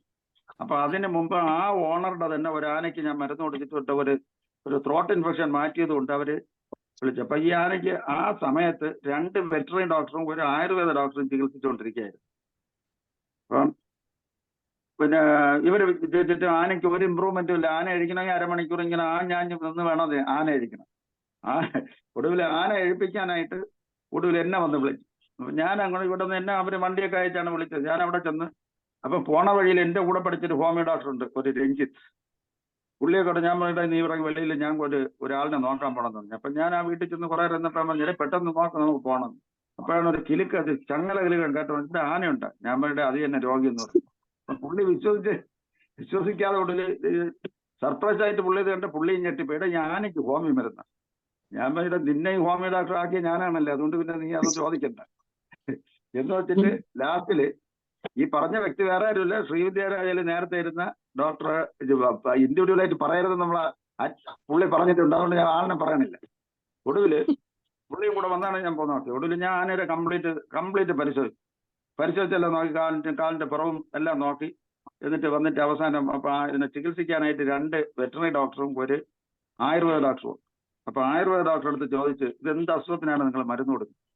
അത് ആമവാദം. എടുത്ത് പറഞ്ഞ ഉത്തരവാണ്, ഇത് ആമവാദം. ഞാൻ പറഞ്ഞു ഇത് ആനയാണ്, ആമയല്ല. ഇത് ആനയ്ക്ക് വരുന്ന വാദത്തിന് നിങ്ങൾ ആമയ്ക്കുള്ള മരുന്ന് കൊടുത്താൽ മതിയാ എന്നൊക്കെ കളിയാക്കിയിട്ട് തിരിച്ച് വെറ്ററിനറി ഡോക്ടർ ഒരാൾ അവിടെ റെസിഡന്റ് അവിടെ താമസിക്കുന്ന ആളാണ്. അപ്പൊ പുള്ളിയുടെ ചോദിച്ചാൽ പറഞ്ഞു റൊമറ്റോയ്ഡ് ആർത്രൈറ്റിസ് ആണ്. ഞാൻ പറഞ്ഞത് രണ്ടും അല്ല, എന്റെ ഡയഗ്നോസിസ് ഇത് രണ്ടും അല്ല. ഇത് നമ്മളൊന്നും കേൾക്കാത്ത ഒരു പേരെ പറഞ്ഞു, ഇതൊരു ഫംഗൽ ആർത്രൈറ്റിസ് ആണ്. ഇങ്ങനെയൊക്കെ ഒരു പിടിയും കിട്ടും. ഞാൻ പറഞ്ഞു അതിന്റെ നഖം നോക്കാൻ പറ്റും, കംപ്ലീറ്റ് നഖം നിങ്ങൾ വാച്ച് ചെയ്താൽ മതി. അപ്പൊ ഈ നഖത്തു നിന്നൊക്കെ നമ്മളെ ഈ കുമിള് വന്ന് വെളിയിൽ വരും പോലെ വെള്ള കളറിൽ ഈ നഖത്തു നിന്നൊക്കെ വെളിയിൽ വന്നിട്ട് ഞാൻ പറഞ്ഞു ഈ ആന എവിടെ നിന്ന് നിങ്ങൾ വാങ്ങിച്ചത്? തൃശ്ശൂർ. അവിടെ ഒന്ന് വിളിച്ചു ആന എവിടെ നിന്ന്? അവര് വാങ്ങിച്ച എവിടെ നിന്ന്? അവര് വിളിച്ചപ്പോ ചേർത്തലത്തെ ആന. ചേർത്തല നമ്മളെ സാറിന്റെ നാട്ടിൽ നിന്നാണ്. ചേർത്തലത്തെ ആനയാണ്. അപ്പം ആ പേരിലുള്ളതുപോലെ ഉള്ള സ്ഥലമാണല്ലോ, അങ്ങനെ തറയിൽ ഈർപ്പത്തിൽ നിന്ന് ഇതിന്റെ വേറിനിടയിൽ കൂടെ ഫംഗസ് വന്നിട്ടാണ്. ഇത്രയും വലുതായിട്ട് വെളിയിൽ കാണണമെങ്കിൽ ഇതിന്റെ ഫംഗൽ മൈസീലിയം അകത്ത് വന്ന് ആനയ്ക്ക് റിസ്റ്റ് ഇല്ലാത്തതുകൊണ്ട് ഈ മൈസീലിയം വളർന്ന് റിസ്റ്റില് ഇൻഫ്ലമേഷൻ ഉണ്ടാക്കിയത് കൊണ്ടാണ് ആന ജനിക്കാനായിട്ട് പ്രയാസപ്പെടുന്നതാണ് എൻ്റെ ഒരു ഡയഗ്നോസിസ്. അപ്പോൾ ഞാൻ അത് കണക്കാക്കി ഇവിടെ അവിടെ ഇതെല്ലാം കംപ്ലീറ്റ് ഒക്കെ വന്നിട്ട് നേരെ വീട്ടിൽ വന്നിട്ട് നേരെ ഒരു പ്രിസ്ക്രിപ്ഷൻ എഴുതി കൊടുത്ത് ഒരു 75 ഗ്രാം കുമ്മായം, ഹോമിയോ മരുന്നിൽ പറഞ്ഞിരുന്നാൽ കൽക്കേറിയ കാർബ് 1H 75 ഗ്രാം, അത് കഴിഞ്ഞിട്ട് കുപ്രം സൾഫ് 1H. 1H അല്ല, കുപ്രം സൾഫ് നമ്മളെ ടീച്ചർ എന്ന് വെച്ചാൽ വേറെ ഒന്നുമല്ല, തുരിശ്. നമ്മളെ കോപ്പർ സൾഫേറ്റ് എന്ന് പറയുന്ന സാധനം ഞാൻ നമ്മളെ ഹോമിയോ പേരാക്കിയതാണ് കുപ്രം സൾഫം. അപ്പം ഇതുണ്ടല്ലോ തുരിശ് ഒരു 25%, ഞാൻ പറഞ്ഞ ഒരു 20% അതെടുത്തോ. 5% വേണ്ടി നമ്മളെ ക്രൈസ്റോബിൻ ടീച്ചർ ഒരു 100 ml വാങ്ങിക്കാൻ പറഞ്ഞു. 100 ml വാങ്ങിച്ചിട്ട് ഒരു 1.5 കിലോ വെളിച്ചെണ്ണ, ഇത് ഇത്രയും കൂടെ ആയിട്ട് മിക്സിയിൽ അടിച്ച് നല്ല സെമി സോളിഡ് ആയിട്ട് ഒരു ഇത് കിട്ടും. അതും തുരിശിനെ ഒന്ന് ചൂടാക്കുമ്പോൾ അതിന്റെ വാട്ടർ ക്രിസ്റ്റലൈസേഷൻ പോയതിനു ശേഷം നല്ല വെള്ളപ്പൊടി കിട്ടും. ഇത് രണ്ടും കൂടെ നല്ലവണ്ണം അരച്ച് മിക്സിയിലിട്ട് ചേർത്തതിന് ശേഷം വെളിച്ചെണ്ണയും കൂടെ ഒഴിച്ച് 1.5 കിലോ വെളിച്ചെണ്ണ കൂടെ അതിൽ ഒഴിച്ച് 1.5 ലിറ്റർ വെളിച്ചെണ്ണയും 100 ml ക്രൈസ്റോബിൻ ടിഞ്ചർ ഇതെല്ലാം കൂടെ ഇട്ട് ഒരു കോമ്പിനേഷൻ ഉണ്ടാക്കി എടുത്തിട്ട് ഇത് പെയിന്റ് ചെയ്യുന്ന ബ്രഷ് വെച്ച് കാലിന്റെ അകവും പുറവും നഖത്തിലും എല്ലാം പുരട്ടാൻ പറഞ്ഞിട്ട് ഞാൻ കൊടുത്ത മരുന്ന് റെസ്റ്റോസ് 200. റെസ്റ്റോസ് 200 ആ ഫസ്റ്റ് മൂവ്മെന്റ് എഴുതിക്കാനുള്ള അഗ്രവേഷം മാറാൻ വേണ്ടി റെസ്റ്റോസ്. പിന്നെ കൊടുത്തിട്ടുള്ളത് റെസ്റ്റോസിന്റെ കൂടെ വേറെ ഏതോ ഒരു മരുന്നും കൂടെ കൊടുത്താൽ ബാസിലിനം. കാര്യം ഈ ഫംഗസിന്റെ മൈസീലിയം മാറണമല്ലേ, അതുകൊണ്ട് ബാസിലിനം പൊട്ടൻസി 30, ബാസിലിനം 30, മറ്റേ റെസ്റ്റോസും 30. എല്ലാം മൃഗങ്ങൾക്ക് ലോ പൊട്ടൻസിയാണ് ഞാൻ കൊടുക്കുന്നത്. ഇത് രണ്ടും അതിന് കൊടുത്ത് ഒരു 3 ദിവസം കഴിഞ്ഞപ്പോൾ ആനയ്ക്ക് കഴിക്കാൻ സമയമേ വേണ്ട, സുഖമായിട്ട് ആന സാധാരണ ഒരു ആന കഴിക്കും പോലെ കഴിക്കുകയും ചെയ്തപ്പോൾ ഇത്രയും വെറ്ററിക്കാരും ഇതെല്ലാം തലകുത്തിയ കേസ് നിസ്സാരമായിട്ട് ഞാൻ ചികിത്സിച്ചെന്നുള്ള ഒരു സന്തോഷം. പക്ഷെ സന്തോഷത്തിനേക്കാൾ പല രണ്ടാമത്തെ പ്രാവശ്യം പോയപ്പോഴാണ് അവന്റെ കൂടെ നിന്നൊരു പടം എടുത്തു. പടം എടുത്തുവെച്ചാൽ പിന്നെ വളരെ അതിന് നല്ല ഒരു സന്തോഷമുള്ള ഒരു മൃഗം എന്നുള്ളത് മനസ്സിലാക്കി, ആനയ്ക്ക് ഇത്രയും ബുദ്ധിയുണ്ടെന്ന് മനസ്സിലാക്കിയതും അതിനുശേഷമാണ്. ഒരു കൊല്ലം കഴിഞ്ഞപ്പോൾ ഇതേ ആനയ്ക്ക് അതിന്റെ ദേഹത്ത് ചിക്കൻ ബോക്സിന്റെ പോലെ ഒരു ബ്ലിസ്റ്റർ വന്നു. ഈ ബ്ലിസ്റ്റർ വന്നപ്പോൾ തിരുവനന്തപുരത്ത് ആറ്റുകാൽ അമ്പലത്തിന് സമീപം ഒരു ക്ഷേത്രമുണ്ട്. ക്ഷേത്രത്തിന്റെ പേരെന്ന് പറയുന്നത് മുക്കോലിക്കൽ ക്ഷേത്രം. ഈ ക്ഷേത്രത്തിന്റെ തൊട്ടടുത്ത കാമ്പൗണ്ടിലെ ഹോമിയോ ഡോക്ടറാണ് എന്നെ ഈ ആനയെ ചികിത്സിക്കുന്ന കാര്യമായിട്ട്. അപ്പൊ ആ പുള്ളിയുടെ വീട്ടിൽ ഈ ആന കിടക്കുകയാണ്. ആനയെ കുളിപ്പിച്ചുകൊണ്ട് നിൽക്കുമ്പോൾ ഞാൻ ആദ്യം നഖം നോക്കിയപ്പം നല്ല ഭംഗിയായിട്ട് പെയിന്റ് ചെയ്ത കണക്കിന് ഫിനിഷുള്ള എല്ലാ വിരലിലെയും നഖത്തിന് നല്ല ഫിനിഷ്. അപ്പൊ ആ അസുഖമേ അതിന് മാറി. ഇപ്പൊ രണ്ടാമത് ഞാൻ എന്നെ വിളിച്ചുകൊണ്ട് പോയെന്ന് പറയുന്നത് ഇതിന്റെ ദേഹത്ത് ബ്ലിസ്റ്റർ ഫോർമേഷൻ. അപ്പൊ നമ്മളെ ചിക്കൻ ബോക്സിന്റെ പോലെ ബ്ലിസ്റ്റർ ഉണ്ടായിരുന്നു. അതിന് ഞാൻ അതിന് കൊടുത്തെന്നല്ല, ഈ ആനയ്ക്ക് ഇത്ര വിവരമുള്ള ജന്തു എന്ന് മനസ്സിലായതും അന്നാണ്. കാര്യം എനിക്ക് വലിയ ടച്ചില്ല ഇതുമായി. ഈ ആനയുടെ അടുത്ത് അപ്പം ഞാൻ ചെല്ലുമ്പോൾ അതിന്റെ ബാക്ക് നിന്നാണ് അപ്പൊ കുളിപ്പിച്ചുകൊണ്ടിരിക്കുകയാണ്. അപ്പൊ അതിന്റെ ബാക്ക് സൈഡിൽ നിന്നാണ് ഞാൻ മുമ്പോട്ട് പോയപ്പോൾ അതിന്റെ ഓണർ അഡ്വക്കേറ്റ് ശ്രീറാം എന്ന് പറഞ്ഞൊരു പേര് പറയേണ്ട ഒരു അഡ്വക്കേറ്റിന്റെ പുള്ളി അടുത്ത് ഞാൻ പറഞ്ഞു, നമ്മൾ ആനയുടെ പാപ്പാനെ വിളിച്ച് ഈ ബ്ലിസ്റ്റർ ഇതിങ്ങനെ വരുമ്പോ ഇതിന്റെ തൊണ്ടയില അതിലെല്ലാം ഈ ചിലപ്പോൾ ഈ ബ്ലിസ്റ്റർ ഫോർമേഷൻ കാര്യം ഇതൊരു വൈറസ് ഡിസീസാണ്. അപ്പൊ അത് കാണാൻ ഒന്ന് ആ പാപ്പാനെ വിളിക്കാൻ പറഞ്ഞു. സത്യം പറഞ്ഞാൽ ഞാൻ തന്നെ അന്തം വിട്ടു. ഞാൻ ഈ ആനയുടെ ഫ്രണ്ടിൽ വരുമ്പോൾ ആന വാ തുറന്നിട്ട് ഈ ഹാർട്ട് പാലേറ്റ് കാണത്തക്ക വിധത്തിൽ വാ തുറന്നിട്ട് നാക്ക് താഴ്ത്തി തരണം. അവിടെ ഒരു 4-5 ബ്ലിസ്റ്റർ നിൽക്കും. ഞാൻ ഇവിടെ വന്ന് കൊടുത്ത മരുന്ന് റെസ്റ്റോസും മർസോളുമാണ്. ഈ 2 മരുന്നും കൊടുത്ത് ഒരു 2 ദിവസം കഴിഞ്ഞപ്പോൾ ഈ ആനയെ തിരുവനന്തപുരത്ത് നിന്ന് വെളിയിൽ കൊല്ലംകോട് തിക്കുറി ശിശുകുമാരൻ നായരെയൊക്കെ വീട്ടിനടുത്തൊരു കൊല്ലംകോട് അമ്പലമുണ്ട്. ആ അമ്പലത്തിലെ എഴുന്നള്ളിപ്പിന് കൊണ്ടുപോയി. 3ാമത്തെ പ്രാവശ്യം ഞാൻ ഈ ആനയെ കാണുന്നത് പിന്നെ ഇവിടെ തിരുവനന്തപുരത്ത് നെയ്യാറ്റിൻകരയ്ക്ക് അപ്പുറത്തൊരു ക്ഷേത്രത്തിൽ വെച്ചാണ്. അപ്പൊ ഞാനും ഭാര്യയും കൂടെ പോയി ആ അമ്പലത്തിലൊന്ന് പോകാനായിട്ട് പോയപ്പോഴത്തേക്ക് ആ ഒരു പിരിവ് ഇവിടെ വന്ന് വീട്ടിൽ എഴുതിയിട്ടിട്ട് പോകും. ആ പിരിവ് കൊണ്ട് കൊടുക്കാൻ പോയിട്ടൊന്ന് ദൈവത്തിനെ ഒന്ന് തൊഴാന്ന് പറഞ്ഞ് ഫ്രണ്ടിൽ പോകാനായിട്ട് വന്നപ്പോൾ ഒരു ആന കാര്യമായിട്ട് തലയൊക്കെ ഉയർത്തി നിൽക്കും. ഞാൻ ഉടനെ മിസ്സസിന്റെ അടുത്ത് പറഞ്ഞു, ഇത് നമ്മളെ പേഷ്യന്റ് ആണെന്നാണ് തോന്നുന്നത്, എനിക്കൊരു സംശയമുണ്ട്, ഏതായാലും അടുത്തോണ്ട് പോകണം. ഇത്രയും ഇത് മനസ്സിലായി തുമ്പിക്കൈ വല്ല സ്നേഹപ്രകടനം കാണിച്ച ഈ എന്നുള്ള ഇതിൽ നേരെ വേറെ സൈഡിൽ കൂടെ പോയി ചെന്ന് തൊഴാനൊക്കെ തൊഴുതിട്ട് തിരിച്ചു വന്ന് ഇവിടെ കമ്മിറ്റി ഓഫീസിൽ ചോദിച്ചു, ഈ ആന അത് വക്കീലിന്റെ. ഞാൻ പറഞ്ഞു എന്റെ രോഗിയാണ്, അതാണ് അവൻ ഇത്രയും അതിന്റെ തലയെടുപ്പും ചെവിയാട്ടൊക്കെ ഇതാണ് നമ്മളെ പിടിക്കണമെന്നുള്ള വല്ല ഇതായിരിക്കും. ഇതും കഴിഞ്ഞതിന് ശേഷം ഈ അടുത്ത സമയത്ത് ഈ മുക്കോലക്കൽ ക്ഷേത്രത്തിൽ ഉത്സവത്തിന് ഈ പറയെടുക്കണം എന്ന് പറഞ്ഞൊരു പരിപാടി ഉണ്ടല്ലേ, അങ്ങനെ എടുക്കാനായിട്ട് ഓരോ വീട്ടിന്റെ വന്നപ്പോഴേക്ക് ഈ പാപ്പാന് സ്റ്റോണിന്റെ കംപ്ലൈന്റ് വന്നു. അപ്പം അവൻ പറഞ്ഞു എന്റെ ആനയെ ചികിത്സിക്കുന്ന ഡോക്ടർ ചികിത്സിച്ചാൽ മതി. രാത്രി 2 മണിക്ക് എന്നെ വിളിച്ചോണ്ട് അവിടെ പോയി. അവിടെ പോയപ്പോ ഈ ആന പറയെടുത്തോണ്ട് നിൽക്കുന്ന സമയത്ത് ഞാൻ അതിന്റെ പിറകെ ചെന്ന് ഇവന്റെ പിടിച്ചപ്പോഴത്തേക്ക് ഈ ആന നിന്ന നിലയിൽ മുകളിലെ ആളിരിക്കണ ഇതെല്ലാം വെച്ച് കെട്ടിയിട്ട് ഇതെല്ലാം ചെയ്തു. ഇവൻ അവിടെ നിന്ന് നീങ്ങിയപ്പോ ഈ ആന ഇങ്ങനെ ചരിഞ്ഞപ്പോ ഇവ ഒന്ന് ടച്ച് ചെയ്തപ്പോ വീണ്ടും കൂടെ ഇട്ട് ഞാൻ എന്തോ ഇങ്ങനെ ചരിഞ്ഞു. അത് ഞാൻ ഇവിടെ അടുത്തുണ്ടോ എന്ന് നോക്കിയത്. ഒടുവിൽ അവനും ആ രാത്രി മരുന്ന് കൊടുത്ത് അവനെ അതിൽ നിന്ന് രക്ഷപ്പെടുത്തിയതോടുകൂടി ഈ ആനയ്ക്ക് പിന്നെ കുറെ ദിവസം കഴിഞ്ഞപ്പോ ഒരു മതപ്പാട് വന്നു. മതപ്പാട് അറിയാല്ലേ, ആ മതപ്പാട് വന്നു. അത് നേരെ അപ്പൊ ഇത് ഇത്രയും വലിയത് മാറുമ്പോ നമുക്ക് ഈ ചികിത്സിച്ചുള്ള ആ ഒരു ഇതൊന്നും ഇല്ലല്ലോ. ഈ ആന ശരിക്കും പറഞ്ഞാൽ അതിന്റെ രണ്ടാമത്തെ ആന അതിനെ ചികിത്സിച്ച് ഈ ഇതിൽ വെച്ച് ഈ മതപ്പാട് വന്നപ്പോ ഞാൻ ആലോചിച്ചു, മതപ്പാട് വരണമെങ്കിൽ അപ്പൊ അതിന് ഒരു ആൻഡ്രോജൻ കൂടി നിൽക്കുമ്പോഴാണ് ഈ പ്രശ്നം വരണത്. അവർ ഊഫോറിനം 3x ഞാൻ പറഞ്ഞു ഒരു 5-6 ഇത് വാങ്ങിച്ചോണ്ട് വന്ന് ഇവര് 10 ഗുളിക വെച്ച് രാവിലെ ഉച്ചയ്ക്ക് രാത്രി കൊടുക്കാൻ പറഞ്ഞു. ഏതായാലും അതോടുകൂടി മതപ്പാടും മാറി സുഖം. നമ്മളിപ്പോ അങ്ങനെ ഒരു ആന ചികിത്സ എന്നാണ് ആ ഭാഗങ്ങളിൽ അറിയുന്നത്. ആന വൈദ്യൻ എന്നുള്ള പേരും കിട്ടി അവിടെ. തിരുവനന്തപുരത്ത് ആന വൈദ്യൻ ഉണ്ടെന്നാണ്. പത്മനാഭസ്വാമി ക്ഷേത്രത്തിലെ ആറാട്ടിന് ഈ ആനയാണ് നിൽക്കുന്നത്. കാര്യം ഭയങ്കര തലയെടുപ്പുള്ളതാണ്. ആ എന്റെ ഐക്കോൺ പടം ഒന്ന് വലുതാക്കി നോക്കി അറിയാം. എന്നേക്കാളൊക്കെ എത്ര പൊക്കത്തിൽ നിൽക്കുന്ന ആനയാണ്, നല്ല കൊമ്പും. അങ്ങനെ ഒരു ആന വൈദ്യം ഹോമിയോ മരുന്നുകൊണ്ട് സാധിച്ചു. അവിടെയൊക്കെ ഒന്ന് പ്രധാനമായിട്ട് പറയാനുള്ള, ആനയുടെ അടുത്ത് ഞാൻ ചെന്ന് ചോദിച്ചില്ല അച്ഛന് പനി വന്നിട്ടുണ്ട്, അമ്മയ്ക്ക് പനി വന്നിട്ടുണ്ട്, അമ്മയ്ക്ക് കാലിൽ ഫംഗസ് വന്നിട്ടുണ്ട്, ഒന്നും ചോദിച്ചിട്ടില്ല. എന്റേതായ യുക്തിയിൽ ചികിത്സിച്ചു. അതുകൊണ്ടാണ് ഈ സിംറ്റം ചോദിക്കുന്നതെന്നും കാര്യമില്ലെന്ന് പറയുന്ന കാര്യം അതാണ്. നമുക്കൊരു യുക്തി, അതാണ് ഹനുമാൻ പറഞ്ഞിട്ടുള്ള അൺപ്രജറൈസ്ഡ് ഒബ്സർവർ. അതാണ് നമ്മൾ ചെയ്യുന്നത്. അതുമല്ല പിന്നെ മരത്തിന്റെ അത് നമ്മളെ ഇതല്ല. ഇപ്പം ദൈവത്തിന്റെ ഒരു കാരുണ്യം കൊണ്ടാണെന്ന് ശ്രീപത്മനാഭന്റെ ആനയെ ചികിത്സിച്ചിട്ട് ഇപ്പൊ ശ്രീപത്മനാഭന്റെ നമ്പി വരെ ഇപ്പൊ എന്റെ പേഷ്യന്റാണ്. പെരിയ നമ്പി എന്ന് പറഞ്ഞ ഒറ്റ സിംഗിൾ പോസ്റ്റാണ്. ഇപ്പം ആന ചികിത്സ അങ്ങനെ. ഒരു സംശയം ചോദിച്ചിട്ടുണ്ട് സാറേ, ഒരു സംശയം. അല്ല, ഈ ആനയ്ക്ക് കൊടുക്കുമ്പം അതിന്റെ ഡോസേജ് എങ്ങനെയാണ് കൊടുക്കുന്നത്? എങ്ങനെയാണ് മനുഷ്യന് കൊടുക്കുന്നത്? ഇൻറ്റു 12. ഞാൻ എന്റെ 12 ഇരട്ടി. മനുഷ്യൻ ഒരു തുള്ളി കൊടുക്കുമ്പം ആനയ്ക്ക് 12 തുള്ളി കൊടുക്കും. ഇതാരും പറഞ്ഞെന്നല്ല, എന്റെ ഒരു സ്വന്തം നിഗമനം. ഇതിന് മുമ്പ് ഒരു ആനയ്ക്ക് ത്രോട്ട് ഇൻഫെക്ഷൻ വന്നപ്പോ ഞാൻ ഈ 12 തുള്ളി പരീക്ഷിച്ചതാണ്. അത് കൊടുക്കും വെള്ളത്തിൽ ചേർത്താണോ കൊടുക്കുന്നത്? വെള്ളത്തിൽ ചേർത്ത്. അല്ല, വെള്ളം കുടിക്കാതിരിക്കുന്ന ആനയ്ക്ക് കൊടുക്കാൻ ഒക്കില്ലല്ലേ, അതിന്റെ നാക്കിലൊഴിച്ചു കൊടുക്കാൻ പറഞ്ഞു. വെള്ളം കുടിക്കാൻ അതിന് ശബ്ദം ഉണ്ടാക്കി. അത് വന്ന് പറഞ്ഞത് ഇതേ ഓണറുടെ തന്നെ വേറൊരു ആനയാണ്. അപ്പൊ എന്റെ അടുത്ത് പറഞ്ഞ ഇതാണ്, ഇത് ഹോമിയോ ഡോക്ടറാണ് എന്റെ അടുത്ത് പറയണത്.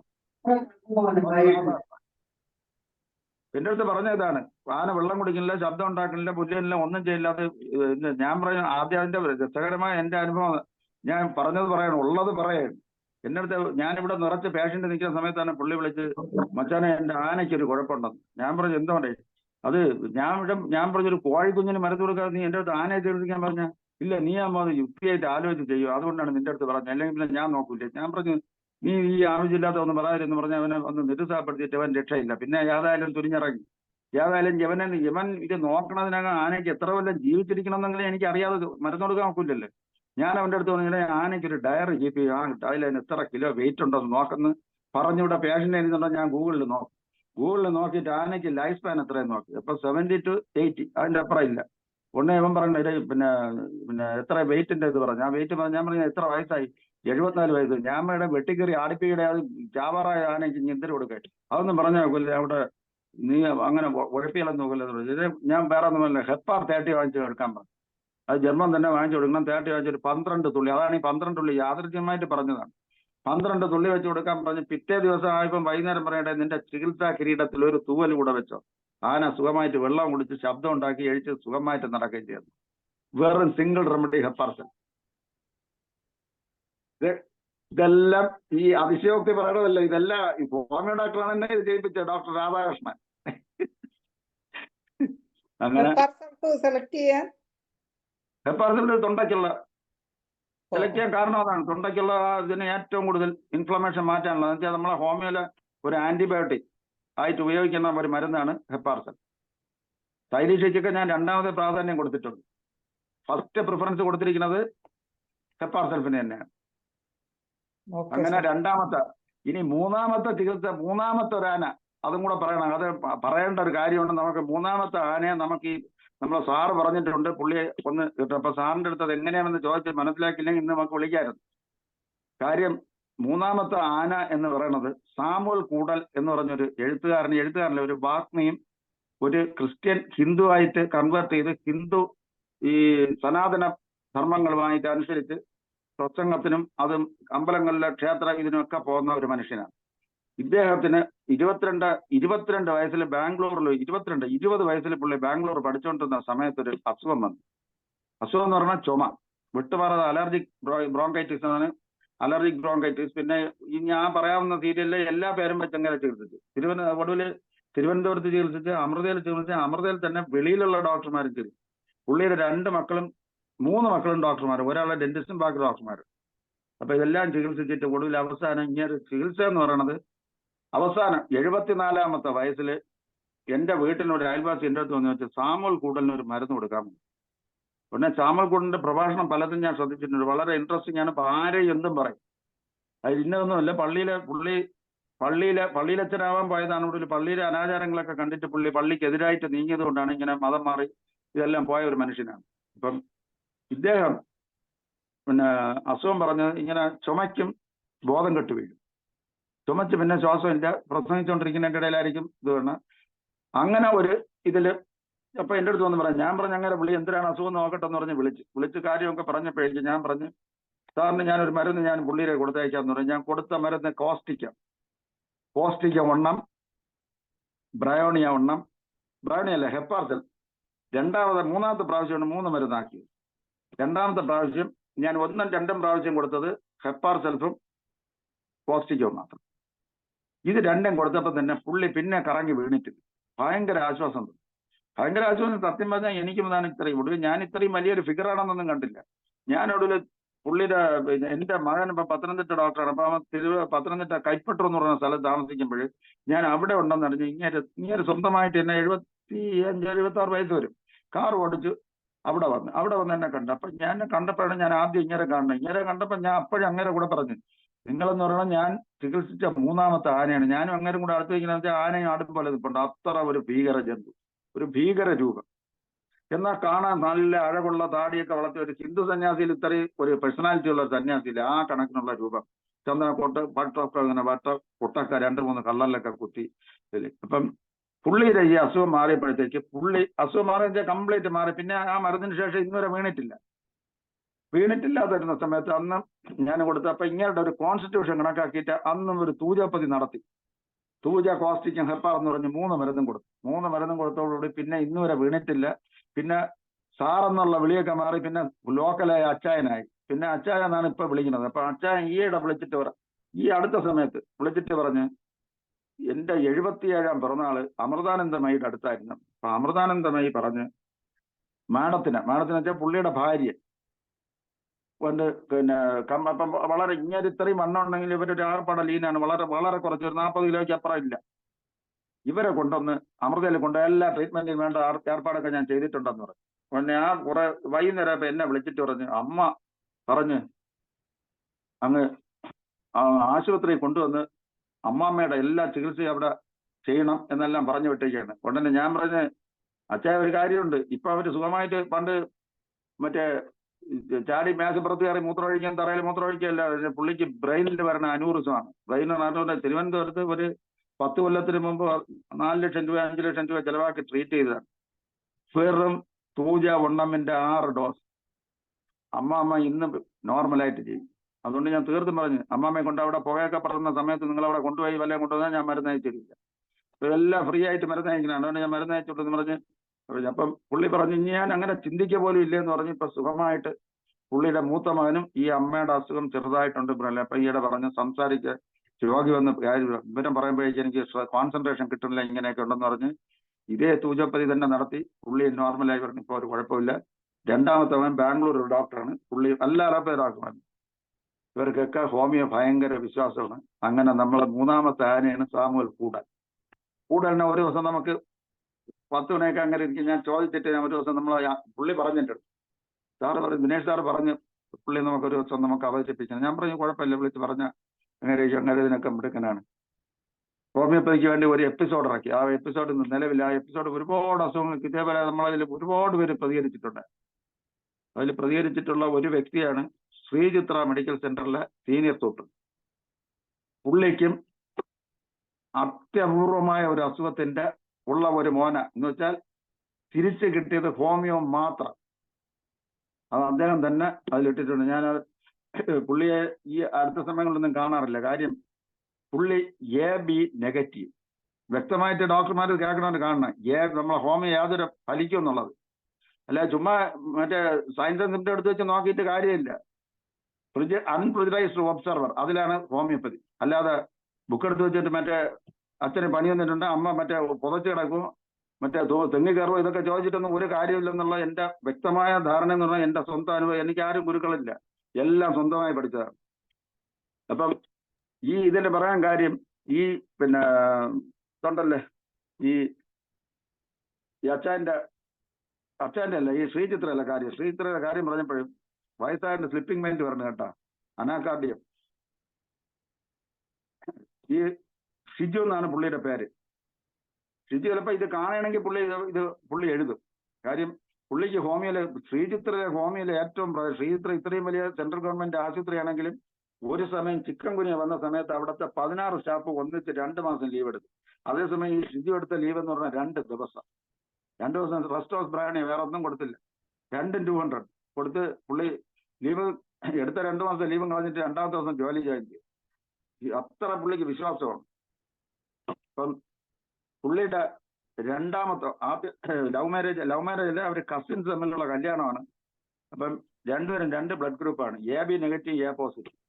അപ്പം റിസസ് ഫാക്ടർ ഉള്ളത് കൊണ്ട് ഇവർ ആദ്യത്തെ പ്രസവം കഴിഞ്ഞ ഉടനെ തന്നെ ഇഞ്ചക്ഷനൊക്കെ എടുത്ത് നല്ല കാര്യമായിട്ട് ഉള്ള ട്രീറ്റ്മെന്റ് ഒക്കെ നടത്തിയിട്ട് 10 കൊല്ലം കഴിഞ്ഞപ്പോഴാണ് 2ാമത്തെ കുട്ടിക്ക് ജന്മം കൊടുക്കുന്നത് വെച്ചാൽ ഈ കുട്ടിയെ പ്രസവിച്ചത് തിരുവനന്തപുരം, പേര് പറയണ്ടെങ്കിലും പറഞ്ഞു പോടാണ്, SK ഹോസ്പിറ്റൽ, അവിടെയാണ് പ്രസവിച്ചത്. കാര്യം സെൻട്രൽ ഗവൺമെന്റിന്റെ സ്ഥാപനം അതാണ്. അപ്പം ശ്രീചിത്ര എന്ന് പറഞ്ഞാൽ സെൻട്രൽ ഗവൺമെന്റ് സ്ഥാപനമായിട്ട് SKയിലാണ് ആ പ്രസവം നടന്ന് കഴിഞ്ഞ ഉടനെ തന്നെ കുട്ടി കംപ്ലീറ്റ് ജോണ്ടിസ് ആയിട്ടാണ് ജനിക്കുന്നത്. കംപ്ലീറ്റ് മഞ്ഞ കളറിലെ ഒരു രൂപമായിട്ട് ജനിച്ചു. നോക്കിയപ്പം ബിലിറൂബിൻ 18 ഇത്രയില് ഈ ജനിച്ച കുട്ടി കിട്ടൂല എന്ന് തീർത്തും പറഞ്ഞ് പിന്നെ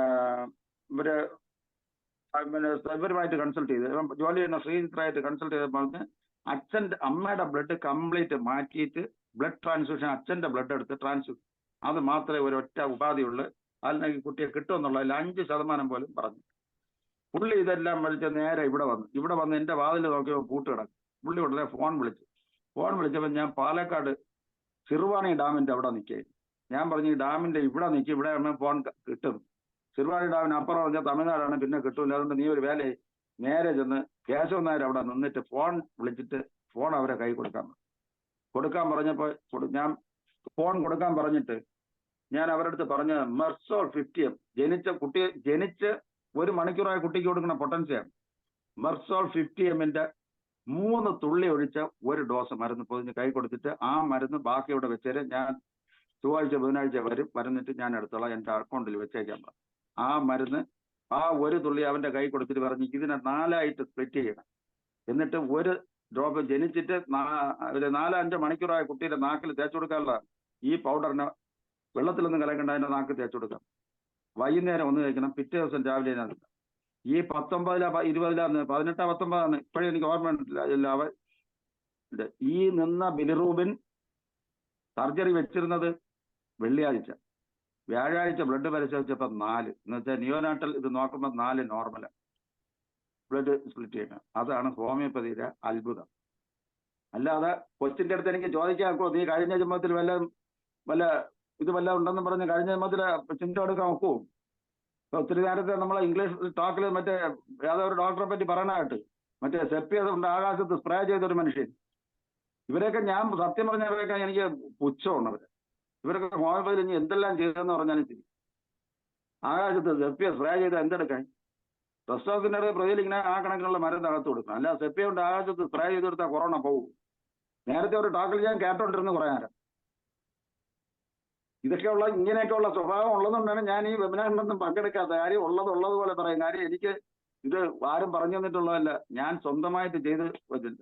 ഈ കുട്ടിക്ക് ഇന്ന് 17-18 വയസ്സായി ഞാൻ ഈ പറഞ്ഞ സംഭവത്തിലെ കുട്ടി.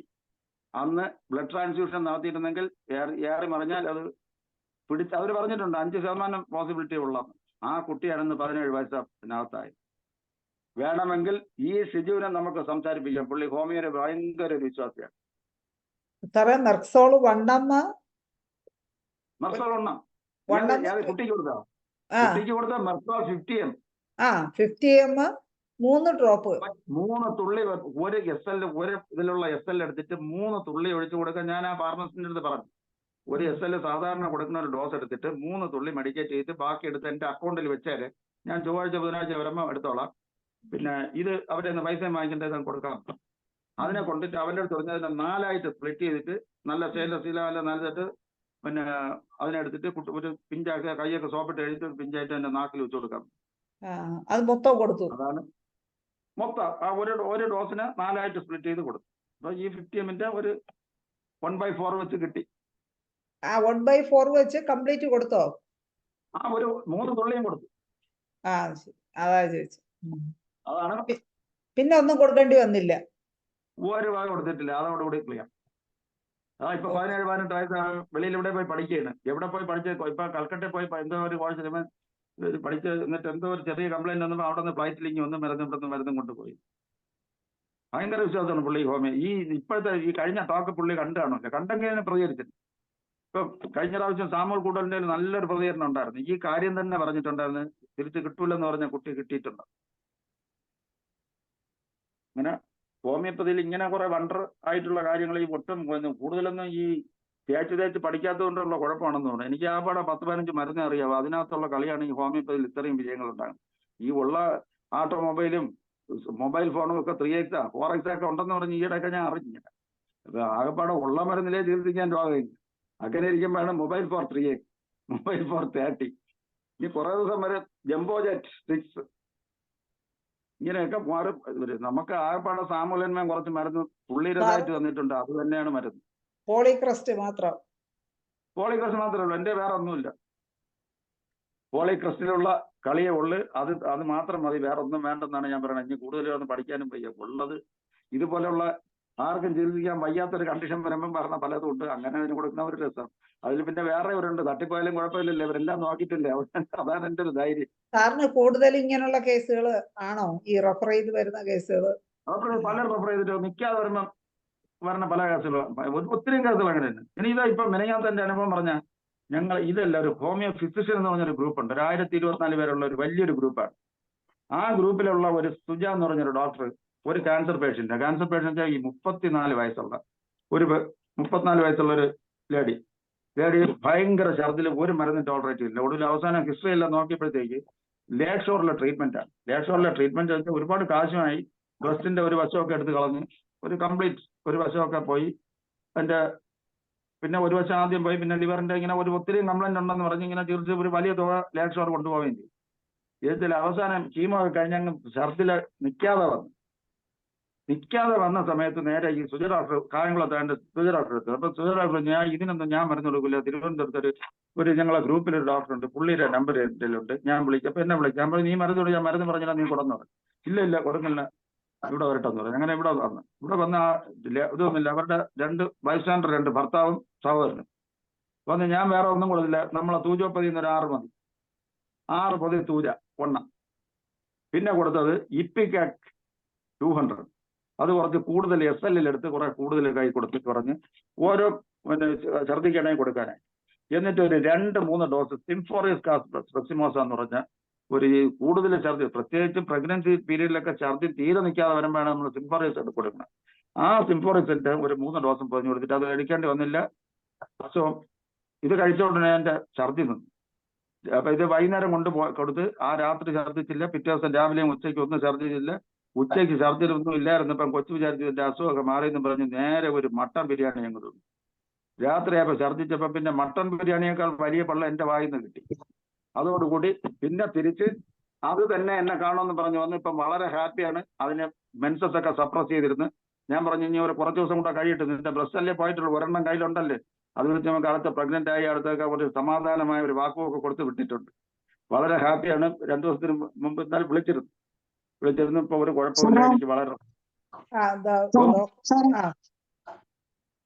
എനിക്കൊരു ക്വസ്റ്റ്യനും കൂടെ ഉണ്ട് സാറേ. പറഞ്ഞേ. സാമുവൽ കൂടലില്ലേ, അദ്ദേഹത്തിന്റെ യൂട്യൂബ് ചാനലിൽ ഒത്തിരി സ്ഥലത്ത് സാറിനെ പറ്റി ഇങ്ങനെ പറയുന്നുണ്ട്, വളരെ പൈസ കുറവാണ്, അങ്ങനെ പറയണോ? അതെ അതെ, ഒത്തിരി ഏതാണ്ട് ഒട്ടുമുക്ക എല്ലാത്തും സാറിനെ പറ്റി പറയുന്നുണ്ട്. അപ്പൊ നമുക്ക് മനസ്സിലായില്ലായിരുന്നു. ഇതിനകത്ത് ഇപ്പൊ ഈ കഴിഞ്ഞ ആഴ്ച വന്ന് പേരിത് കേട്ടപ്പോഴാണ് മനസ്സിലായത്. പിന്നെ സാറേ ഞാൻ ചോദിച്ചത് അദ്ദേഹത്തിന് കൊടുത്ത മെഡിസിൻസ് ഏതായിരുന്നു? ഭയങ്കര ശ്വാസം മുട്ടലാണല്ലോ. കൊടുത്തത് കോസ്റ്റിക്കാണ് ആദ്യം കൊടുത്ത ഒന്നാമത്തെ മരുന്ന്. ഓക്കെ. കോസ്റ്റിക്കം, രണ്ടാമത് ഹെപ്പാർ. ആർക്ക് വേണോ, നമ്മൾ ഒരു ചോദ്യം ഒന്നും വേണ്ട. ഇത്രയും ക്രോണിക് ആയിട്ട് ചുമയും ലേഡീസിനെ സംബന്ധിച്ച് ചുമച്ച് യൂറിൻ പാസ് ചെയ്യണമെങ്കിൽ വേറെ ഒന്നും ആലോചിക്കണ്ട. ഈ കോമ്പിനേഷൻ കൊടുത്ത കോസ്റ്റിക്കും ഹെപ്പാറും കൊടുത്താൽ കുറഞ്ഞിരിക്കും. എന്റെ അനുഭവമാണ് ഈ പറയുന്നത്. അനുഭവം വെച്ചാൽ കോസ്റ്റിക്കും ഹെപ്പാർ ഒരു ഉഗ്രം കോമ്പിനേഷൻ. പിന്നെ വേറെ നോക്കണം, ഇൻഫ്ലമേഷൻ ഒന്നും ഇല്ല എങ്കിൽ കോസ്റ്റിക്കും ബ്രയോണിക്കും നല്ല ആക്ഷനും. കോസ്റ്റിക്കും ബ്രയോണിക്കും ഞാൻ ഉപയോഗിക്കും.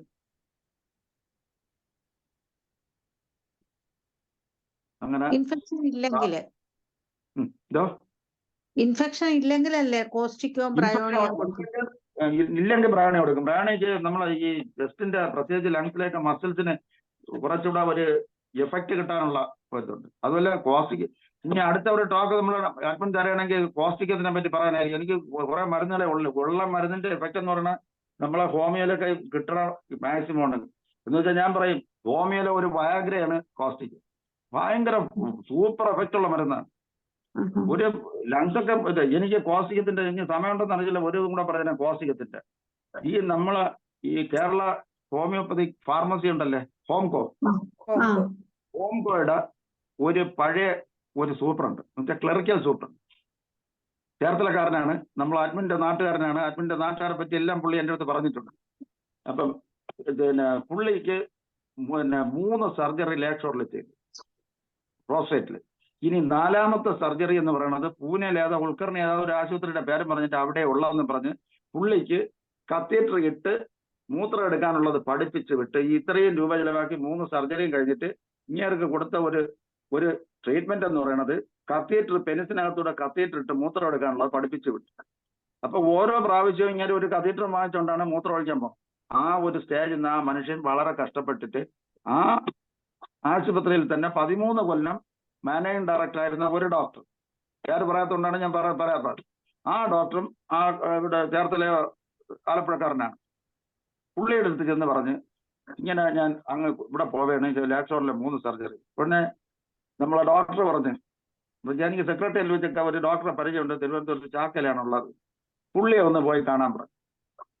അങ്ങനെ അത് ഫോൺ വിളിച്ചാലൊന്നും പുള്ള എടുക്കൂല, എടുത്താൽ തന്നെയും സഭ്യമായി സംസാരിക്കുകയില്ല.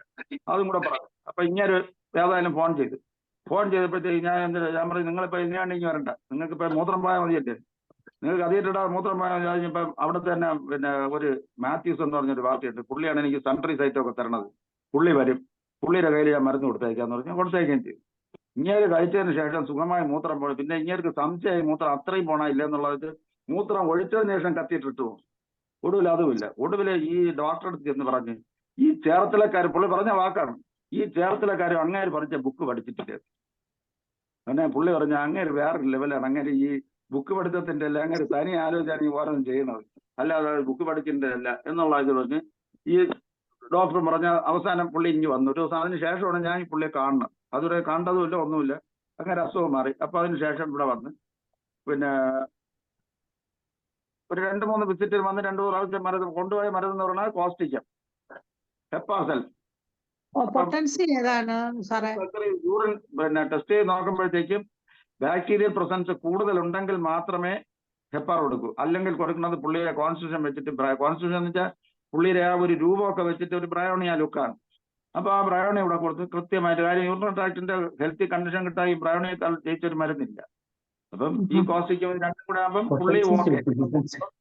പിന്നെ പറഞ്ഞ് നേരെ കഴിഞ്ഞ 2-3 ആഴ്ചയ്ക്ക് മുമ്പ് ഇവിടെ വന്നിരുന്നു. വന്നിരുന്നപ്പോഴാണ് പുള്ളി പറഞ്ഞ സമയം കഴിഞ്ഞിട്ടാണ് വന്നത്. അപ്പൊ പുള്ളി കാറിന്റെ ഒക്കെ പിറകെ ഒളിച്ചു നിൽക്കും പോലെ നിന്ന് കഴിഞ്ഞതിന് ശേഷം അടുത്ത പേഷ്യന്റ് താമസിച്ച് വന്ന ആളിന് 2 പള്ളി വിളിക്കണം കേട്ടോണ്ട് ഇങ്ങനെ വന്ന് അവസാനം മരുന്നൊക്കെ വാങ്ങിച്ചിട്ട് മിസ്സസിന് ഒരു ഷേക്ക് ഹാൻഡ് കൊടുത്ത് ഈ മനുഷ്യനെ പോറ്റിക്കൊണ്ട് പോണേന് ഞാൻ ഷേക്ക് ഹാൻഡ് കൊടുത്തിട്ടാണ് പോയത്. സാറേ പിന്നെ മൂത്രം പോകാത്ത ലേഡീസിനാണെ കോസ്റ്റിക്കും എപ്പാസൾഫും കൂടെ കൊടുക്കണമെന്ന് പറഞ്ഞു. അതിന്റെ പൊട്ടൻസി ഏതായിരുന്നു? ഇൻഫെക്ഷൻ ഉണ്ടെങ്കിൽ പസൽസ് കൂടുതലുണ്ടെങ്കിൽ ഹെപ്പാർ തന്നെ കൊടുക്കണം. പൊട്ടൻസി കൂടെ പറഞ്ഞേക്കണം. Muscular contraction കൂട്ടാനുള്ളതുണ്ട്. കോസ്റ്റിക്കത്തിനും രണ്ടും കൂടെ എഫക്ട് വരുമ്പോൾ നല്ല ഭംഗിയായിട്ട് മൂത്രം പോകും. പൊട്ടൻസി ഏതാ സാറേ? ഈ ചുമയ്ക്കുമ്പോ മൂത്രം പോണതിനും ഈ കോമ്പിനേഷൻ തന്നെ. പൊട്ടൻസി എല്ലാം വണ്ണം. ഓക്കെ, ഡോക്ടർ GP ജോജുവിന് എന്തോ ചോദിക്കാനുണ്ട്. ഡോക്ടർ അൺമ്യൂട്ട് ചെയ്ത് സംസാരിച്ച്. ഡോക്ടറെ കേൾക്കാമോ? കേൾക്കാം. ഞാൻ ഡോക്ടറെ ഒരു കാര്യം ചോദിച്ചോട്ടെ. എനിക്കൊരു പേഷ്യന്റ്, അത് റിക്കറന്റ് ആയിട്ട് യൂറിനറി ഇൻഫെക്ഷൻ വരുന്ന ലേഡി, ഒരു 60 years ലേഡി, റിക്കറന്റ് ആയിട്ട് യൂറിനറി ഇൻഫെക്ഷൻ വന്നുകൊണ്ടിരിക്കുക. കുറച്ച് വെള്ളം കൂടി കുറവാന്ന് പറഞ്ഞു. അപ്പൊ അങ്ങനെ റിക്കറന്റ് ആയിട്ട് വരുന്നതിന് നമ്മള് എന്താ അത് മാറ്റാൻ കൊടുക്കണ്ടേ? മാറ്റം കൊടുക്കണ പിന്നെ റിക്കറന്റ് ആയിട്ട് വരണതിന് പിന്നെ വെറിബറസിന്റെ ടിങ്ചർ ഞാൻ കൊടുക്കും. വെറിബറസ് ടിങ്ചർ കൊടുക്കും. ശേഷം അത് പൊട്ടൻസി കൂട്ടും.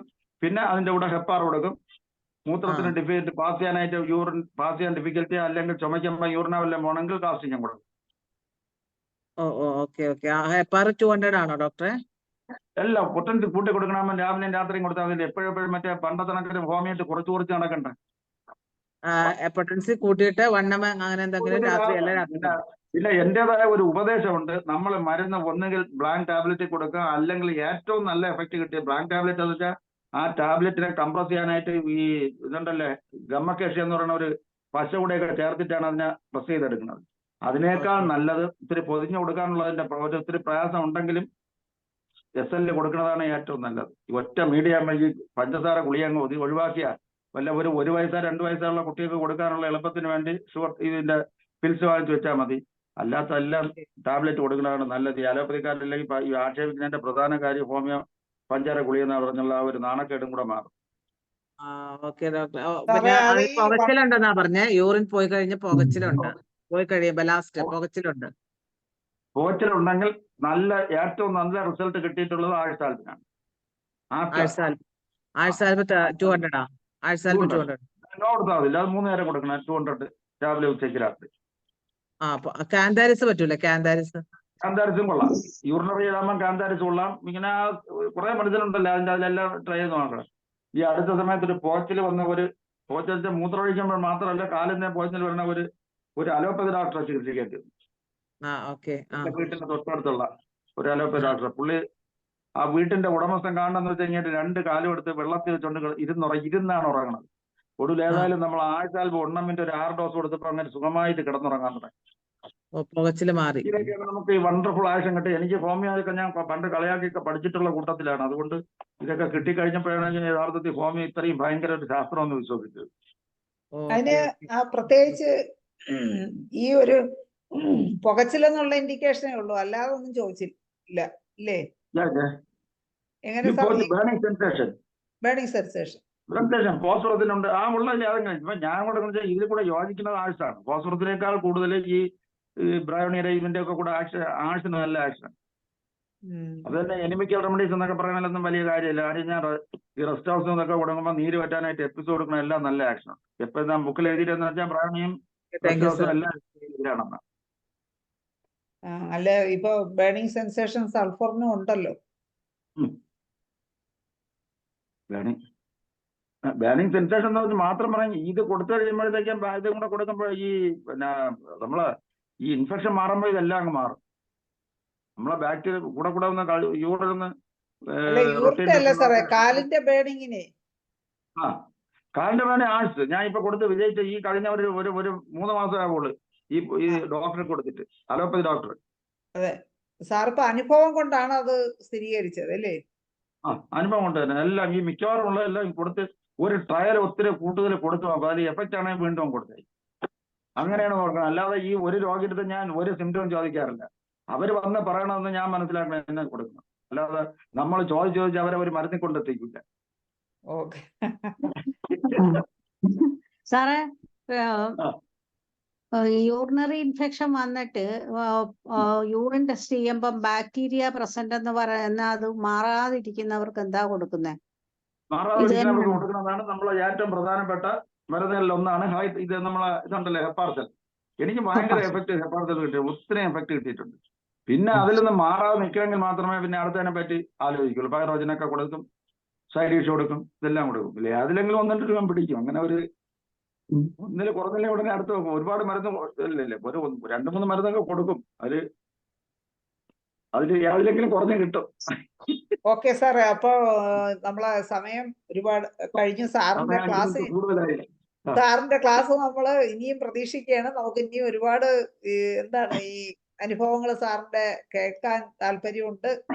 തീർച്ചയായിട്ടും സാർ വരുമെന്ന് പ്രതീക്ഷിക്കുന്നു.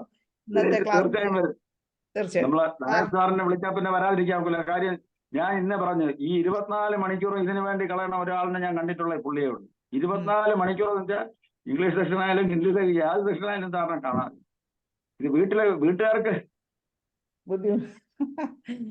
ഓക്കെ സാറേ, അപ്പോ ഇന്നത്തെ ക്ലാസ്സിന് നന്ദി പറയുന്നതിന് വേണ്ടി ഞാൻ ഡോക്ടർ ലതാ മനോഹരനെ ക്ഷണിക്കും. ഓക്കെ, സോറി, ഇന്ന് നമുക്ക് പുതിയ ഒരാളുണ്ട്. സാറ് വേലപ്പൻപിള്ള സാറ് നമ്മളെ ഒരു ഹോമിയോപ്പതി സ്നേഹിയാണ്. അദ്ദേഹം എത്തിയിട്ടുണ്ട്. വേലപ്പൻപിള്ള സാറെ ഒന്ന് സ്പീഡിൽ കൺക്ലൂഡ് ചെയ്യണേ. നമ്മുടെ ഇന്നത്തെ ബാലേന്ദ്ര സാറിന് നന്ദി പറയുന്നതിന് ഞാൻ വേലപ്പൻപിള്ള സാറിനെ ക്ഷണിക്കും. അൺമ്യൂട്ട് ചെയ്യാം സാറേ, അൺമ്യൂട്ട് ചെയ്തേ. എല്ലാവർക്കും പറയുന്നു.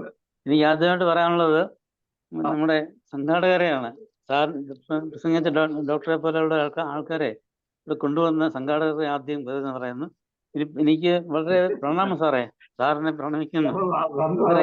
ഇത്രയും വലിയൊരു ഹോമിയോപ്പതിയുടെ അത്ഭുതകരമായ കഴിവുകൾ ഇവിടെ ഇന്ന് പറഞ്ഞതിന് അങ്ങനെ പ്രത്യേകിച്ച് എത്ര പറഞ്ഞാലും വലുതാലും മതിയാകത്തില്ല. എല്ലാവർക്കും ഇതൊരു പാഠമായിരിക്കട്ടെ, ഒരു ഇൻസ്പിറേഷൻ ആയിരിക്കട്ടെ. ഒബ്സർവേഷന്റെ മറ്റു കാര്യങ്ങൾ ഞാൻ കൂടുതൽ പറയുന്നില്ല. അതെ അതെ സാറേ. പിന്നെ ഒരു ധൈര്യം, ഈ ആനയെ വരെ ചികിത്സിക്കാൻ കാണിച്ച ധൈര്യം അത് പറയാതിരിക്കാൻ പറ്റത്തില്ല. എന്റെ കൂട്ടുകാരെല്ലാം പറയുന്ന ഒരു കാര്യമാണ് ഈ ഗട്ട്സ് കിട്ടണത്. ഈ കൊടുത്താൽ അതിൽ കുറയുന്നുള്ള ഒരു ഗട്ട്സ്. അപ്പൊ ഇനിയും സാറിന്റെ പ്രഭാഷണം പ്രതീക്ഷിക്കുന്നു. എല്ലാവർക്കും താങ്ക് യു സാർ. എല്ലാവർക്കും, നമ്മുടെ സംഘാടകർക്കും പിന്നെ എല്ലാവർക്കും ഇങ്ങനെ ഒരു സംഘാടകർക്കുമല്ല. ഞാൻ നേരത്തെ ഈ ഇതിന്റെ വേറെ 1-2 സംഘടനയ്ക്ക് വേണ്ടിയൊക്കെ ഒത്തിരിയും ഇതേപോലെ ചർച്ചകളിൽ പങ്കെടുത്തിട്ടുണ്ട്. എങ്കിലും ഇങ്ങനെ ഒരു പ്ലാറ്റ്ഫോം ആദ്യമായിട്ടാണ്. ഇത്രയും സാറിനെ പോലുള്ള ഒരാളും ആദ്യമായിട്ടാണ്. നന്ദി വേലപ്പൻപിള്ള സാറേ.